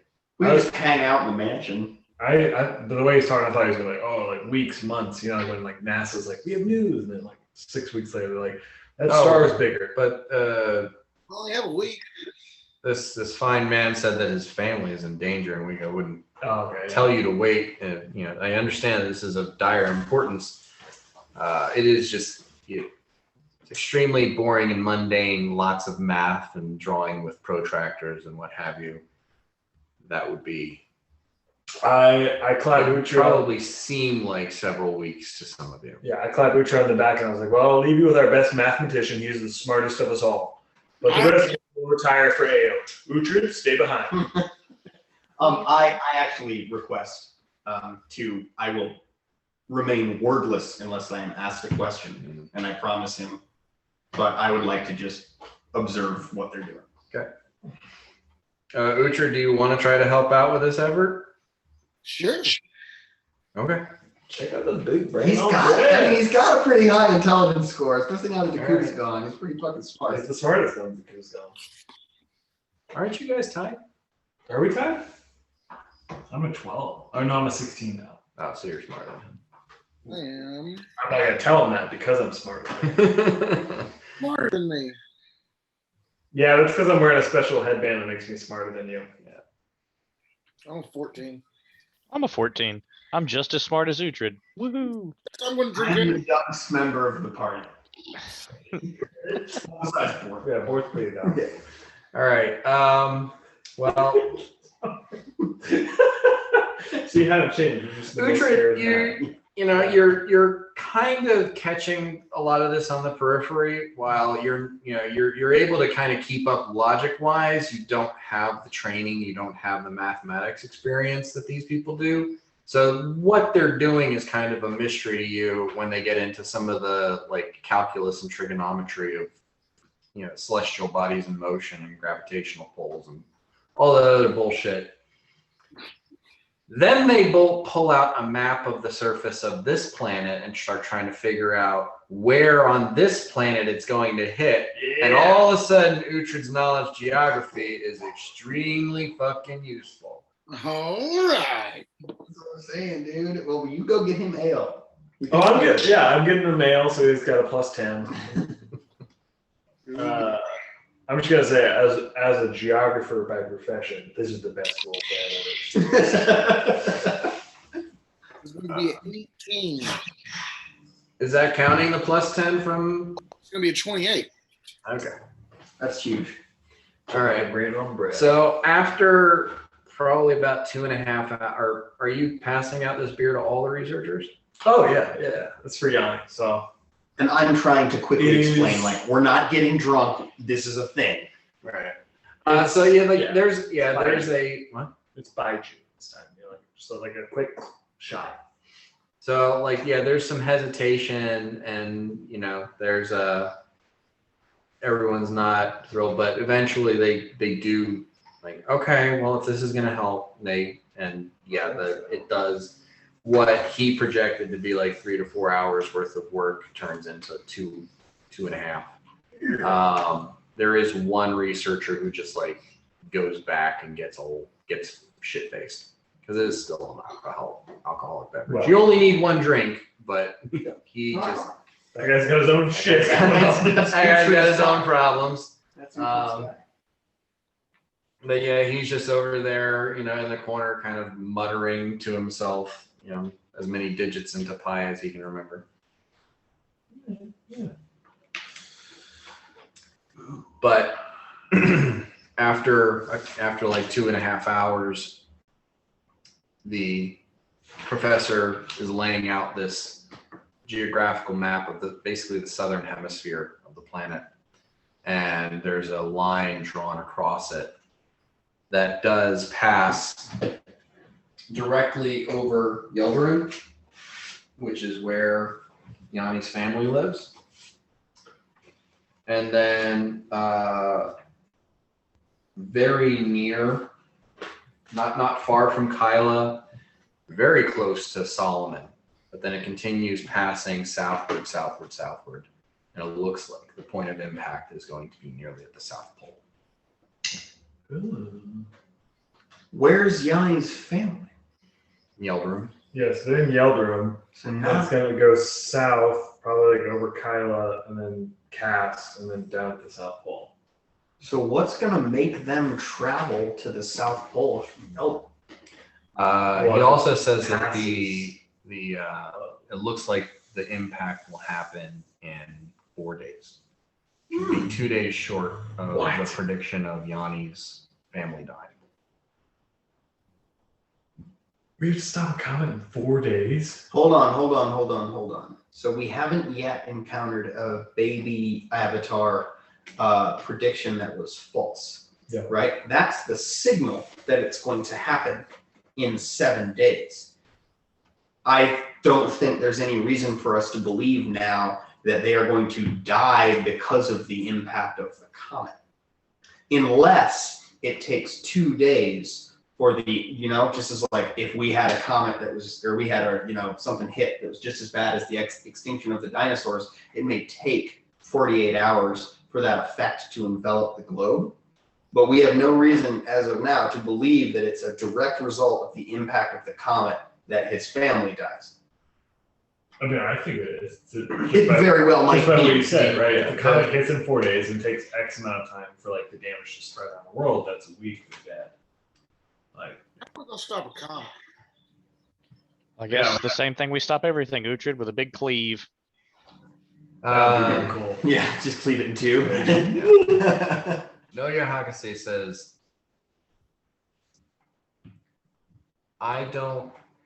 there's much we don't know about this comet.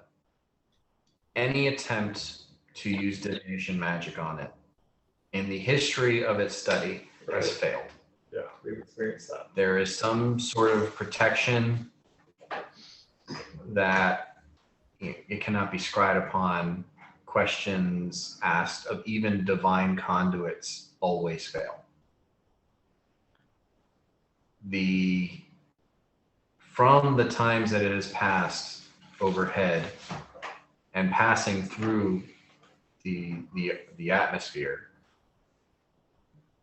dimensions, the understanding of the size of it, have been fairly consistently substantiated. It's probably around 200 feet long and somewhat oblong in shape, maybe 100 feet across, sort of shaped like a pill. Seems like it's a Muamua, a weird comet that shot through our solar system. But for a massive event that would cause, well, let me put it this way.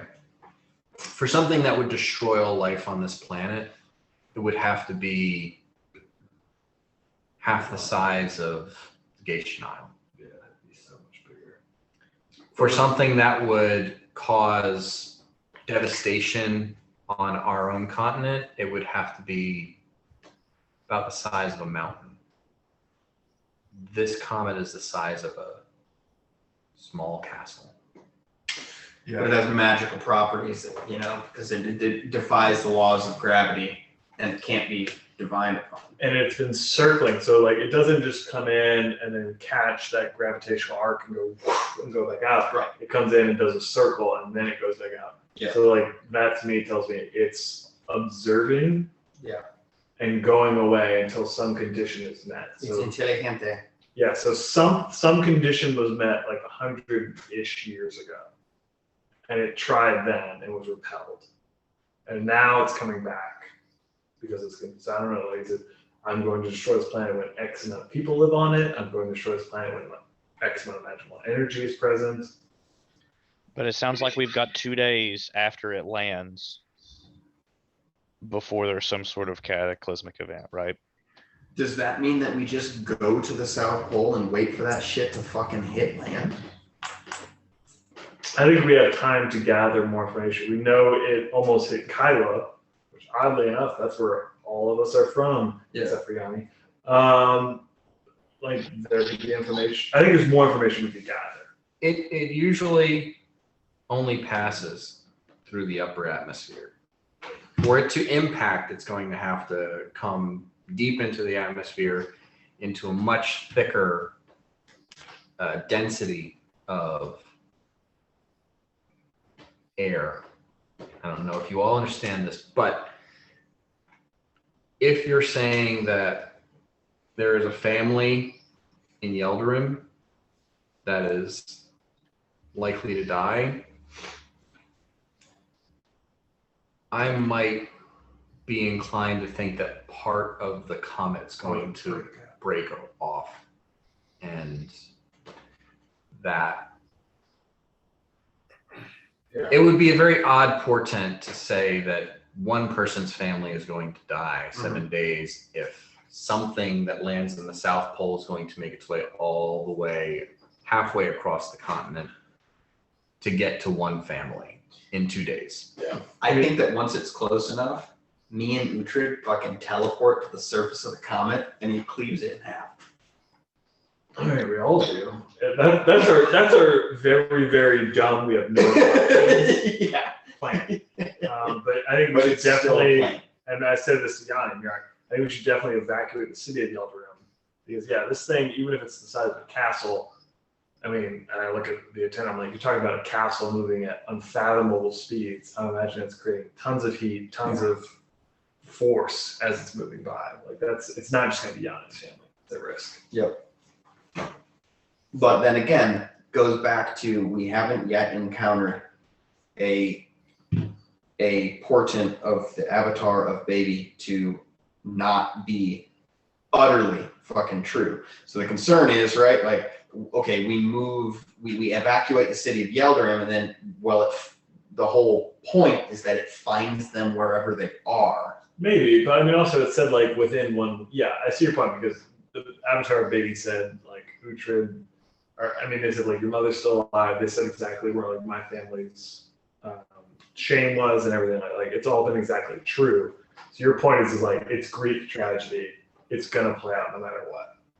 It very well may, and if that's the case, then I think that we sequester Yanni's family in a remote location so that the casualties are fewer. And I say that to you in gnomish. Yeah, no, I agree. I fully agree. And I tell that to Yanni in common. Like, I think we need to evacuate the city, but keep your family separate so that this prophecy does not negatively impact their what's the word for people who serve a lord? Vassals or the people serfs. Yeah. Gentry. Gentry. That's better. Gentry. Yeah. So let me get this straight. Folk. Yeah. Common folk. Sure. Yeah. You want me to sacrifice my family for the greater good? No. If it comes to that, I want you to make a strategic decision to protect your family's interests by separating them from their people and evacuating Yelderun. you would get it. And where your family Okay. is where all of us are going to be. Yeah. So what if we put my family in the Tower of 1,000 Tears? That's a fucking good idea. How could a comet attack them in a different dimension? Or plane on a different plane of existence, I guess is how it. I'm very cool with that. Yeah, But I think evacuating the city of Yelderham would be a good idea. And in Yes. addition to that, I think we need to bear witness to the impact of the greatest part of the comet, which would conceivably still be in the South Pole. Yeah. So I think we do need to bear witness to the main impact while simultaneously mitigating fucking Yanni's family's death. But that's a great idea, is to just put him in the fucking other dimension. Yeah, I think that's a Can we put the Tower of Joy in a portable hole? That's a bad idea.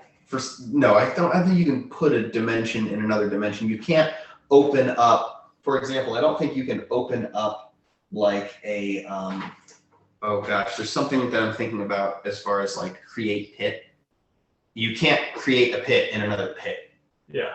So I think that would follow that you can't create a magnificent mansion inside. Can I roll a exponential knowledge space. planes? Let me look up. You can't put the toothpaste back in the tube. Well, because I know there's like, if you put like a hat, you put a haversack in a haversack or something like that, it like creates a vortex and will suck everything in. Yeah, like a black hole. But I wonder if Tower of Joy is different enough that you could put it in a portable hole. I mean, Yanni's family is literally in a piece of paper that you can hold, and for them it's hours that they're in there. Yeah. And the oxygen wouldn't be an issue Yeah. because they're in an extra-dimensional space, so they would be even further insulated from harm. Yeah. Unless the portable hole That would is be destroyed. fucking crazy. That'd be And then Unless they all died in the portable hole. horrible. like some kid's just like, what's this? Because we got to figure out every solution that we think of. We have to figure out how they could still die. Would it be crazy to think way to for I don't know, Largo, or some way to get a message out to all like the main people of all these different places we've been and summon like the best casters they have. And then all the casters come together, kind of like a Goku Spirit Bomb situation, but to create like a giant, door to another realm or something like that. I mean, that's not a bad idea. Like calling in. I mean, we have a lot of favors. We have a lot of like people we've helped out. Mm-hmm. 200, you can figure this out. Like create I don't know. So there's a lot of different favors we That's can not call bad. in. If we have a contingency of high-level magical personnel, Largo would vote that contingency is in the South Pole. Yeah. And the main point of impact. When Kazi says that while this isn't going to destroy the continent or the planet, as far as we can understand from a physics perspective, it will obliterate probably everything within a mile. So I would not recommend witnessing this. Oh, see, but I think the primary threat is magical. And I think in order to, because we want to end the idea that this prophecy could come true. Right? We want to end the idea of the Dawnbringer comet, Duskbringer comet, right? We don't want that to be a thing anymore. So if we do get a contingency of high-level casters, we're going to be right fucking there, and we're going to try to spin the weave and catch this thing in a snare. Doctor Strange. You know. Do we know the composition of the comet? The material components of it at all? Any idea? We know nothing. We don't understand why it's green. All divination methods have failed. The only time it's visible is when it's passing through the atmosphere and it's being trailed by this tail of green fire and smoke, which completely obfuscates a clear image of the whatever the bulk of it is. We know absolutely nothing about it. It's entirely possible, and Largo looks around like everyone's going to think he's an idiot. It's entirely possible it's a creature. Yeah, York nods. His mirror is always revisiting the time he was murdered by a blue dragon in a dream. Because we're thinking about it as though it's going to come down with the force of a rock hurtling from the sky. What if it lands? What if it lands and it starts something that is the end of the world? Not from impact of just matter on matter, but actions by a creature. What if it lands? That's why, if we're going to get a fucking crack team together, that crack team needs to go to the fucking point of impact. Well, they're probably all going to die. Largo's going to be there. If it's a living thing, it's probably going to kill all of them. How big is the contingency? Because I can fucking teleport us out of there as soon as we realize, oh no, that's going to fuck everything up. But we get a couple people that can, right? I can take 5. Dakuda can take 5. Who are you thinking of? I'm thinking of Volsaren. Mm-hmm. I'm thinking of Dakuda. I'm thinking of Zim. I'm thinking of myself. Right, A1 Volsaren. I'm thinking of Gideon. I'm thinking of the Duchess. Okay. The Duchess has no magical power. She's gonna fucking be there. Well, We think that this rock is gonna fall from the sky and destroy the world. You're gonna be there? No. But the other people I mentioned, those are the first things. I think we're getting a little bit ahead of ourselves. Okay. Yeah. Also excited about getting a crack team. Also, I love it. But Dakuda specifically dipped out of this shit. Yeah, he died one time and then became a weenie. Yeah, but I think if you know, Talk to him and tell him not to be such a fucking weenie and see if we can get Scott back sitting at the table for this particular session. I'm a landlord, so I could probably make that happen. I have incredible leverage over Dakuda because I own his land. Would there be any way we could teleport and land on this comet? Mirok, you were mentioning taking some life bubble spell. Yeah, that's what I'm thinking about right now. We could end up on top of it. If there's any way to land on it, I guess the bubble would be a contingency, right? If we just missed our mark entirely, we could just try to come back at that point without just dying in a vacuum of space, right? Or even if we land on it, it's just the entire surface of whatever this is Just roaring flame. yeah. Which is the case. Yeah. Yeah,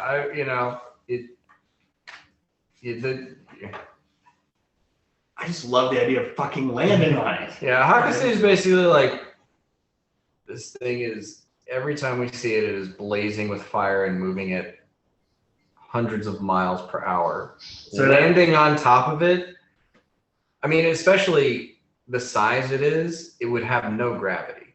Yeah. And So it would just move past us, and we'd be dead. No, because inertia. Well, Yeah, I don't know. you Clung to it like a fly going 60 miles an hour down the highway because it's on the headrest of your car. Well, it depends on a lot of things, right? Because it's could it resist being teleported onto?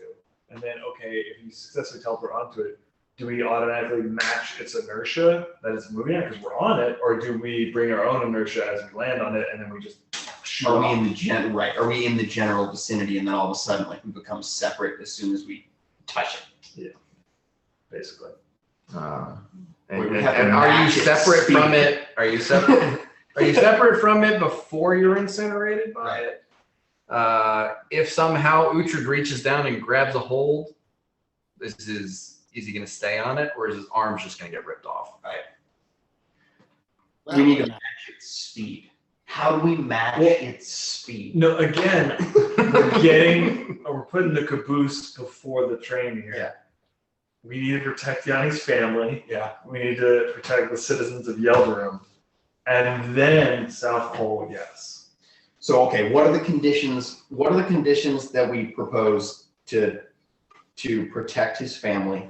And then we need to scrutinize every single, micro condition of that condition to ensure that they can't just die anyway. And I don't want to become rude here or whatever, but like, Yanni love you and like want to help you out. But like, what if the family just? I think I get it. What if the family's fucking die? Yeah, what if they die? That very well could happen. And I mean, at that point, we can't, okay. Okay, hold on. Uhtred, you cut out there. We just heard, what if the family just... Oh, nothing. So my bad. I was saying, love Yanni to death. Don't know his family that well, but if it kind of Ivan Drago. If they die, they die. Like we either need famous hero Ivan Drago. we either need to figure out a way to move this comet or destroy this comet. Okay, so you're saying like not even like fucking with this family at all, just like letting them stay where they are? It's easy enough for them to hang out in the mansion. Give them the man. Check mark. I think that's a check mark. I think if we can put it if we can physically move them out of that space, because if they're in the mansion and all of Yeldarum is destroyed. We evacuate Yeldarum. Yeah, I think that's the case. We move Yeldarum. We get the council of Yanni's brother and father. And we're like, yo, we need to evacuate the city. We need to do it in a way that works for his family, because we have reason to believe like it's at risk of being destroyed. And we have a greater rock to stand on. And to do that, I think we need like a written report from this astronomer. Because it can't just, no offense to Yanni, your diplomacy's not great, and you hang out with a bunch of weirdos. But if we have like a written signed thing from the astronomer of the House of the Ivory Crane, I think that is quite helpful. Agreed. The astronomer kind of thinking over what he wants to do and say here. He writes up a couple pages saying that the Duskbringer comet looks like it is going to impact near the southern pole of the planet. In traversing to that point, it's going to pass through the atmosphere, apparently above Yeldarum, near but not above Kyla, very, very close to above Solomon, and a ways, but still close to Cass as well. His, thinking about things in a very mundane concept, he's concerned that pieces of it are going to break up and sort of create a bombing run along this trajectory. And that's what he warns against, because he's not trying to jump to all the conclusions that you guys are jumping to. It's a living creature. I think it's many living creatures. And the pieces that break off are just like pins. Dude, they're just fucking Pathfinder, man. So yeah, I guess we need to get word out to all those mentioned places. And I mean, I guess whatever my dad and brother decide, it's their choice, right? We can only tell them what we think and give them the options. They could be idiots and just say, we grew up here, we're gonna stay right here. I can't stop that. Yeah. Ivan Drago. And regarding the rest of the alerts, right? There's no time for anything less than me teleporting to the capitals of all of these cities and letting everyone that we've previously dealt with know about what's going on. So I'm going. Well, the Nagahakase is more than willing to write up these things that he, can be sent. Like, he wants to save people. Yeah. And he sees that there is danger to the trajectory that this thing's going to pass over. Mm-hmm. He's mostly concerned about Yildirim and Solomon, because Solomon is made out of fucking wood in a forest, and the shit's on fire. Cass is built underground, so it basically has protection against this shit. You know, things falling from the sky, not really that big of a concern if you live inside a mountain. It's not going to pass very close to Kyla, but it's going to pass directly over Yildirim. So I think Yildirim and Solomon I can go to. I'm just thinking of like urgency, and then the other ones I can sending spell to. Well, just to remind you, you still have Suki, and you still are supposed to deliver that to. Yeah, we got to do that first, I suppose. I know you're rushing off to future shit, but yes. Okay. Great. I don't know if that would take. Well, that'll take. No, we're gonna make it happen. It's fine. I'm not sure. I think that's like a month's journey. Okay. Our goal now is to have the elves in Solomon relocate to the Heartwood. It's open. It's free real estate. It's just sitting there. Okay. And there's a stone fucking dome. Yeah. They can all get in and be safe. Stone dome. I mean, I'll have Volsaren help me out.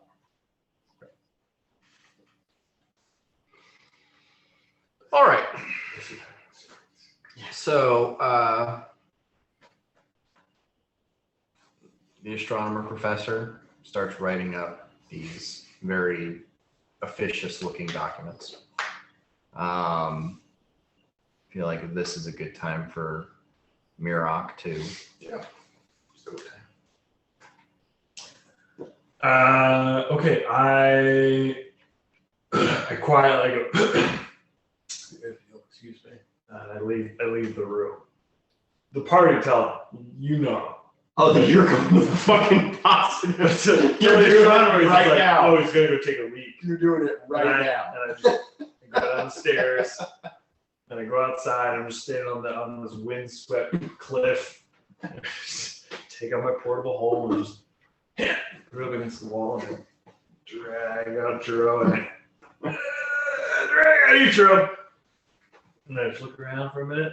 Mirok, Yeah. you have to come back. You understand that, right? Oh yeah. Just, Okay. Just taking a leak, Yanni. And like a small tear comes down. Oh, man. And I pull out the two Oni brothers, and I kind of interlock my arms with both of. Or no. First, I just go. And then I cast harm on myself. That's 150 points of immediate damage. I then cast it a second time, so that takes me all the way down to 1 hit point. Oh god. So I'm just on a cliff with two corpses just like at 1 hit point. And then then I link arms and I teleport or I plane shift to the plane of positive energy using my tuning fork. And I believe I have 6 of the spells.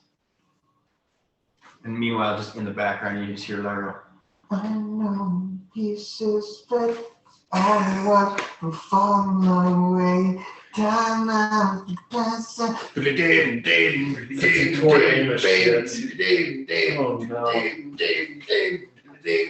Come on, Tool. Yeah, the first part was like Tori Amos. No, I know the pieces fit because I watched them fall away.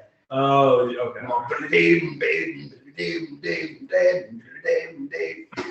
Mara likes to watch. Yeah. Yeah. They're a love-hate band. Yeah, I don't know how I feel. Okay. Yeah. And then I plane shift, which is a 5th level spell. Okay. Yeah. Okay. You feel a sudden yank as you are pulled. You're holding on to the breastplates of Juro and Ichiro. And as you arrive in a space that just feels incredibly warm, comforting. Instantly, the aches, the pains, subtle headache in the back of your mind, that nagging scar on your elbow that just always kind of, all of that is gone. And you just feel a utter sense of wellness. You open your hands and you see that the bodies didn't come with you, just the armor, because those are the items that you needed. And you have a weight limit on that. So carrying the 400 pounds of Oni corpses was not. You could carry the armor, but not the rest of them. Sure. And you just sort of release it, and you can see the like black crackling energy trying to fight off the positive energy completely surrounding them and absorbing and fighting with the nature of the armor. Cool. And you are instantly healed 70 hit points. 70 hit points. Okay. That's exactly what I rolled. 70 hit points. Nice. Good roll. And then you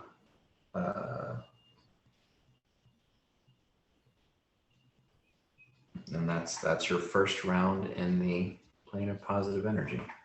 Okay, cool. I feel great. Do I see the armor fully disintegrate and it's gone? No, it's fighting the plane. But I like understand like, oh, this is like, there's no way that this armor persists here. Oh no, it's a Oreo and a glass of milk. Delicious. Okay. It looks like it's holding its shape for now, but like the two of them bump into each other, they're going to disintegrate into tiny pieces. Right. And it does really. It's like bathing in warm milk. Mm-hmm. It's incredibly bright, but surprisingly, it doesn't hurt your eyes. Yeah, I'm just wondering if there's any knowledge I can gain on here.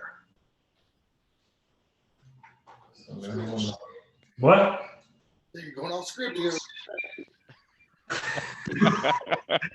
I got space and time here. All right, like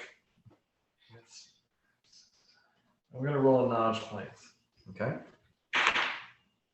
Not good, but I'm literally on a different one. 10. 37. Okay. Is there any new information to gather?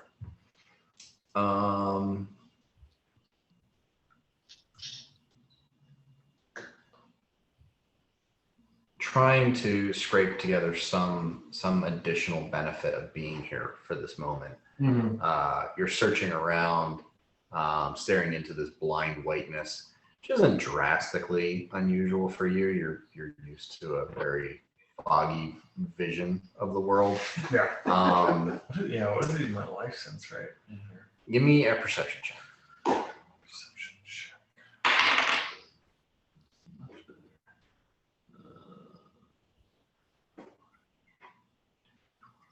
29.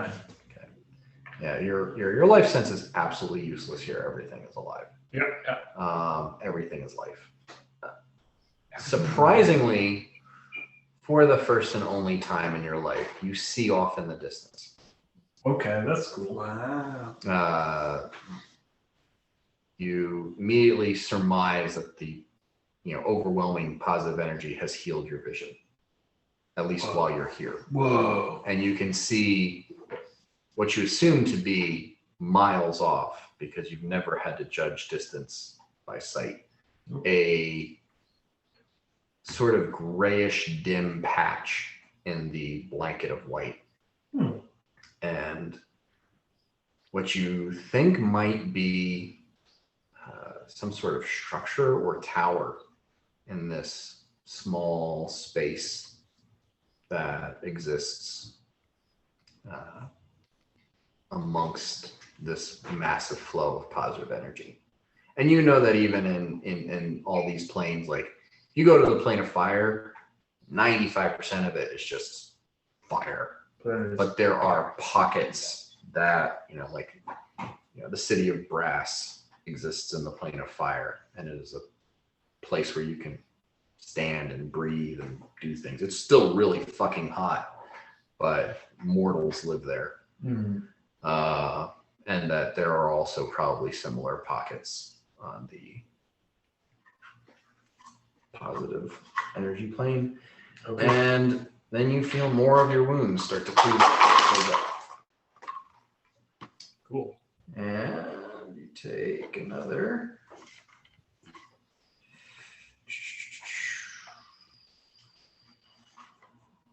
Let's see. 30, 40, 50. Oh, this one's much lower.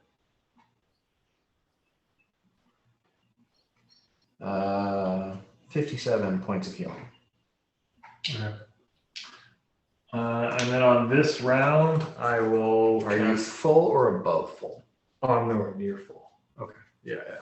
I could probably go for another round. Like if you roll max on the next one, then that would overtop me, but only by like 8 hit points. But not wanting to stick around for that, I cast Plane Shift to return back to the material plane. Okay. Give me a concentration check. Ooh, not good. Okay. This is why you have multiple castings. Yeah. Well, it's not terrible. 25. That's fine. Once you get into over your hit points, it is going to count as damage, and that was going to make your concentration checks harder. Now it's just like slight, distraction. Yeah, and then an overwhelming environment. But yeah, now you pull yourself together, and you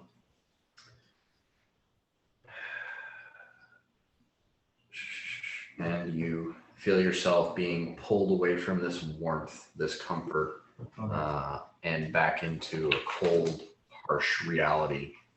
I need you to roll 5D percentile dice. 5D, like you're going to roll a percentile die 5 times? Yep. Okay. I got it. When you travel from one plane to another, you arrive somewhere between 5 and 500 miles from your planned destination. Yeah. Main shift is not a precise manner of travel. So. Oh, here, I can try to help you be more accurate with some. I'll start a 36, a 41, a 74, a 77, and last one is a 14. Okay.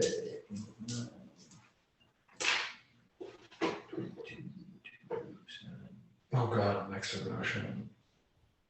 18, 25, Mm-hmm. 26.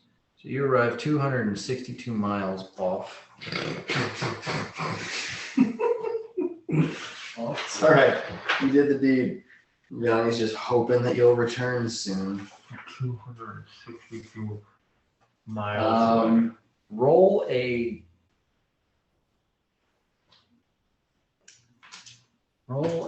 D.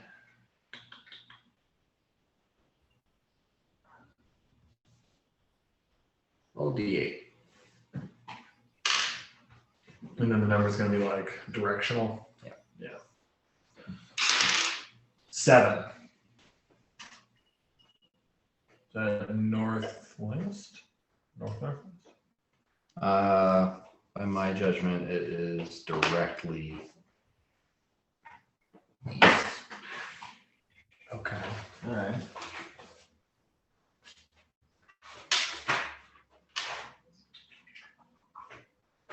There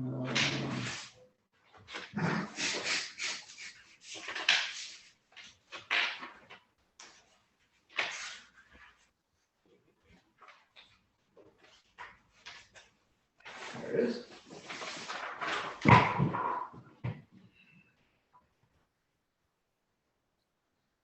Oh, whoops.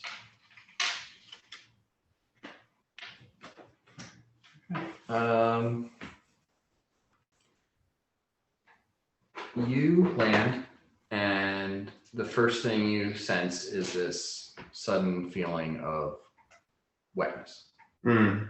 And you're like, you have that immediate fear. Oh shit, I'm in the ocean. Yeah. And the sudden smell and the force of salt water going up your nose proves you right. God damn it. And as you brace for this long sink into the depths, you sink about 3 inches into soft sand, and then another wave smacks you in the face. Nice. Nice. Liminal. Literal. Yeah, you get your bearings, kind of look around, see the position of the moons, and realize that you must be on the outside coast of the continent, on the far side of the Makiri Empire. Oh, wild. So yeah, you started here. Yeah. You ended up on the beach here. Okay. All right. Do you wanna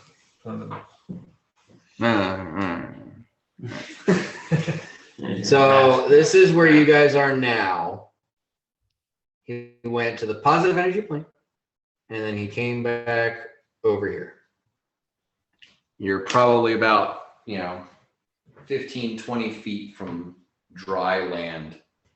I walk for In the 4 surf. feet immediately. Okay. Well, it worked. Good. I have no way of telling you There you go. that. Or where I am. Yeah, and telepathic bonds is Yes. faded a while back. Good luck, friend. Oh, I will have good luck. Yeah. I- As far as you Thanks guys for- are concerned, Mirag's dead. 18 seconds, 20 seconds, Yeah. 30 seconds. A minute has passed, and you're like, oh fuck, he's dead. Eventually, I will try to send to you, but I'd probably wait 5 or 10 minutes. I have ideas. Because I know a little bit about the planes, so I might be like, oh yeah, I mean, he might be kind of. I'm sure that out of desperation, Largo would probably send to Mirok. Yeah. So I send to you and I say, hey, is everything okay? I say, yeah, no, I'm back on the material plane. I've landed somewhere on the coast, real close to the ocean. Whew. Not sure where, though. And then that's the end of the sentence. Okay. It's just that long. I relay that information to the party. And let's, take suggestions. Could we just go tell the Empress to send people to look for him? I mean, it's her realm. She could find him. You don't know I'm in her realm. I don't know I'm in her realm. I'm on a beach. Yeah, you're just on a beach somewhere. Some beach somewhere. Yeah. Which is kind of the dream. Yeah, okay. I'm trying to think. I mean, I can't teleport to you because, you can describe the area as well as you can, but you're going to have to get to a place that's a lot better described than just a beach. And then I still have like a fucking 50-50 shot. Yeah. Yeah. But conceivably, if you describe it really, really, really fucking well to me, I can come get you. You know that. You've dealt with teleport before. I don't think that requires. Could it work like I describe a very specific object that you know very well in detail, And then that object is wearing It it? needs to be a place. You see the place? I can scry on you. Yeah, you can do that. Okay, so I scry on you. Well, okay, so I'm gonna sending to you first. I'm gonna be like, hey, don't try to resist what I'm about to do. I'm gonna try to get an idea of where you are. Do you have the scry spell? I think I have a ring of scry, or did he take that back? He took that back. I don't have scry. Just send for Dakuta to go get him. Just say, hey, Dakuta will pay you scry on Mirok and go from Right, there. and then you take him back to your house because he doesn't know how to get to the Nokia Empire. So you'll go to Dakuta's house. So I send to Dakuta and I say, hey, are you down to pick up Mirok after you scry on him? I am casting stone shape on the sand and forming it into stone. And I am making a giant stone golem on the beach. Okay. Just making sand castles. That's But I know that I can't do anything. Yeah, we'll help you. You know that we will. So yeah, I try to hit up Dakuta and I'm like, are you down to go get Mirok and bring him back to your house? There. It's a stone wall. It's a stone wall. That's what we can do too, like, and I just want to know, like, if we have like something that he's touched or done that we can focus his tent in a way on that you can like connect it to. So that doesn't work for teleport. Teleport, I need to know a spot. If I had scrying, I mean, I can plane shift back into another plane and try to come back again. That's the only thing I can do. yeah, that don't do it. It's as much a crap. I was about to say that could just move you up to 500 miles farther away. Yeah, totally. Yeah.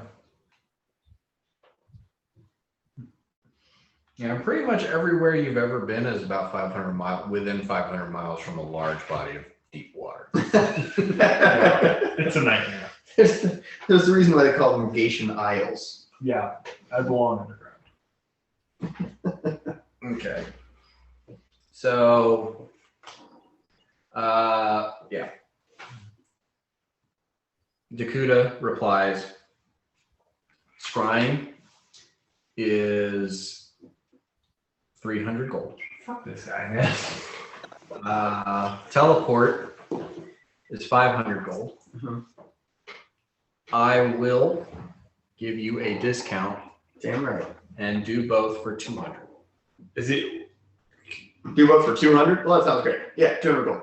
I respond to him and say like, yeah, that's fine. So this is my third sending spell. I saved his life. What a piece of shit. Just like scry on him, communicate with him, scry on him.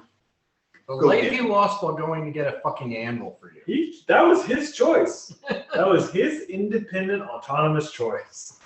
Just like He was sitting right there. Yeah. You could sit now. All right. So, This is gonna be a funny situation. Dakuta's just gonna pop out of existence and be like, "You're coming to my house." She's in time. no. Yeah. Dakuta sends to Mirok, I'm about to scry on you. Don't resist. Okay. I'm making a giant stone man. It's perfectly at peace. This is my life now. Yeah, it's like a big Easter Island head dude. It's like, okay.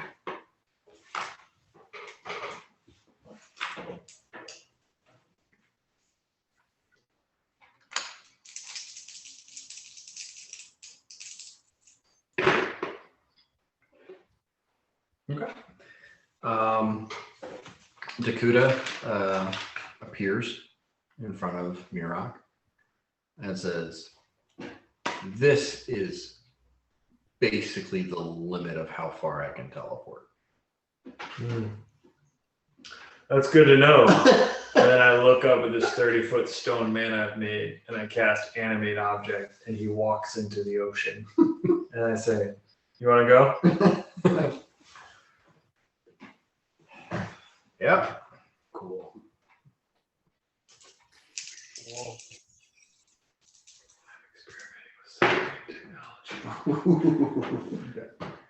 And you appear in the town hall at Tarahome. Right. Does Largo know that Mirok is now there? Dakuda says to Mirok, so deal I made with Largo is that this is a 200 gold piece service. I look at him for a really long time because I know he's like a pimply little teenage elf. And I look at him, and I'm gonna say exactly what I'm like. You're alive because I helped you. How about we just call it even? I'll roll a diplomacy if I can. Cause like, yeah, dude, you'd be dead. He did make a deal with Largo. He says, okay, well, I'll just ask Largo then. If If you don't appreciate what I've done for you, then that's fine. Don't change appreciate the Dakuda. contract that was made, that's fine. Don't ever change, Dakuda. I don't plan to. I have 115 copper pieces. I have 210 gold. I give Largo 200 of that. Okay. And if he lets me know, then I'm on my way to go give Mirok.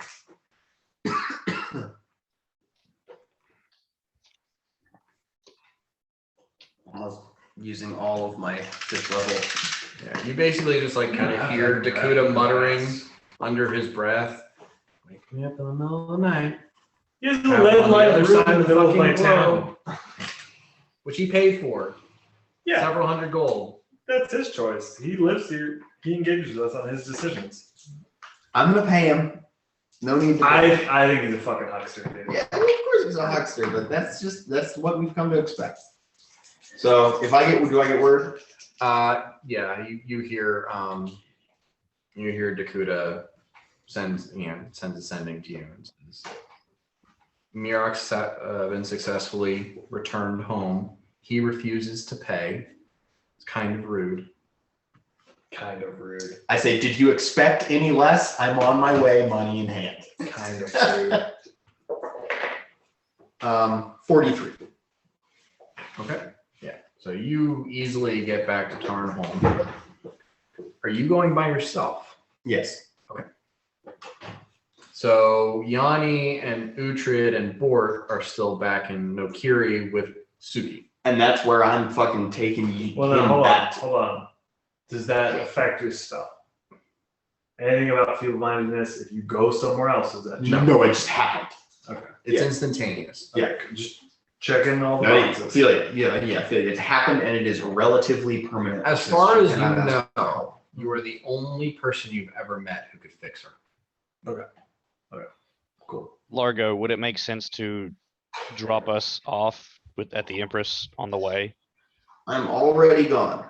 Yeah, I think we should do that together Yeah. because of reasons. I do recommend a rest before we do that, but I haven't made that recommendation yet as I just popped up in front of you. And I said, really? Really? Really what? And then I go off and I pay Dakuda the 200 gold. I say, really what? As you leave town hall. And then I come back and I go, take my hand. As I proceed to roll another 43. Cool. Great. What are the chances? And we're back. Okay. Of course. Oh, do you know how young he is? Especially in elven years. I know. He's like 4 years younger than me. You're still with the adventuring part. I think He's trying to make his own way. He's encourage him. He's a half elf. He's in his late 30s, which means he's kind of maybe a little bit older maturity wise than even more so. Fuck this guy. He's trying to make his own way, and we should encourage him. I think he's a fucking drifter that just leached onto us for a while, man. He helped us out a lot. He introduced us to fucking Valsaren. What's that guy done for us? More than you know.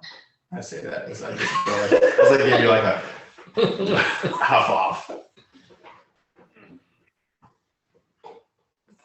Well, Shit. I think we done. he actually helped a lot with like some of The the trial. downtime stuff at Tarnholm, and More. I didn't have to teleport. he was teleporting you guys from Tarnholm to At cost. Penrose. No, For free? Okay. Then why is he charging me now? Because he's trying to start Because his own you thing. dragged him out to the other side of the fucking planet where he had no idea. He's hanging his own shingle. And I brought him back to life. So I feel like that makes us even. You He's not if dead. you opened a bar, who would your first customers be? Not Dakota. You, Aaron. Family and friends. Okay. We're trying to help him get off the ground. Dakota's teleportation and spying service. Pretty niche market. He probably should have opened it up to a broader audience. Only customers, and we will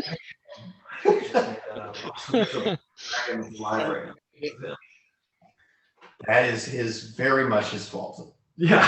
Yeah. Told you about it.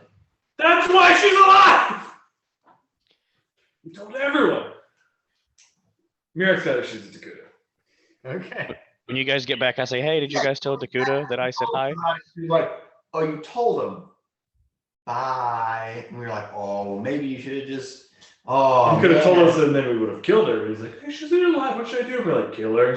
He's like, okay, I'll think about that. And she's like, I'm going to leave. He's like, okay, that's cool. Largo was conflicted as well. Largo's conflicted about everything. He's got a lot going on. He's got a lot going on. No, he doesn't though. Really? He has it's just this. He just has this going on. That's a lot. That's a lot. Those are comments going to show. Three things. Do you guys just feel like we're at a good point because I'm going to a movie? Yeah. I feel like it's 10 o'clock. Yeah, what movie are you going to go see? Sonic 2. That is very important. What? Too bad. It's really too bad you're doing that. Let's go to see Sonic 2. It's Jim Carrey's last movie, right? It is Jim Carrey's last movie. But Jim Carrey is not fun. But he paints so many good pictures. I have a childhood love of Jim Carrey that I can't really shake, but Oh yeah, we all did. We grew up in the 90s, man. Did you see the first Sonic? I did not see the first Sonic. It was pretty good. Yeah, right. I never got into the Sonic games. They were too fast paced. I never played Sonic either. But Really? I know the pop culture, icon. And There was a fan made game that came out like 3 years ago for Sonic. You can start with it if you want to. okay. Yeah. Yeah.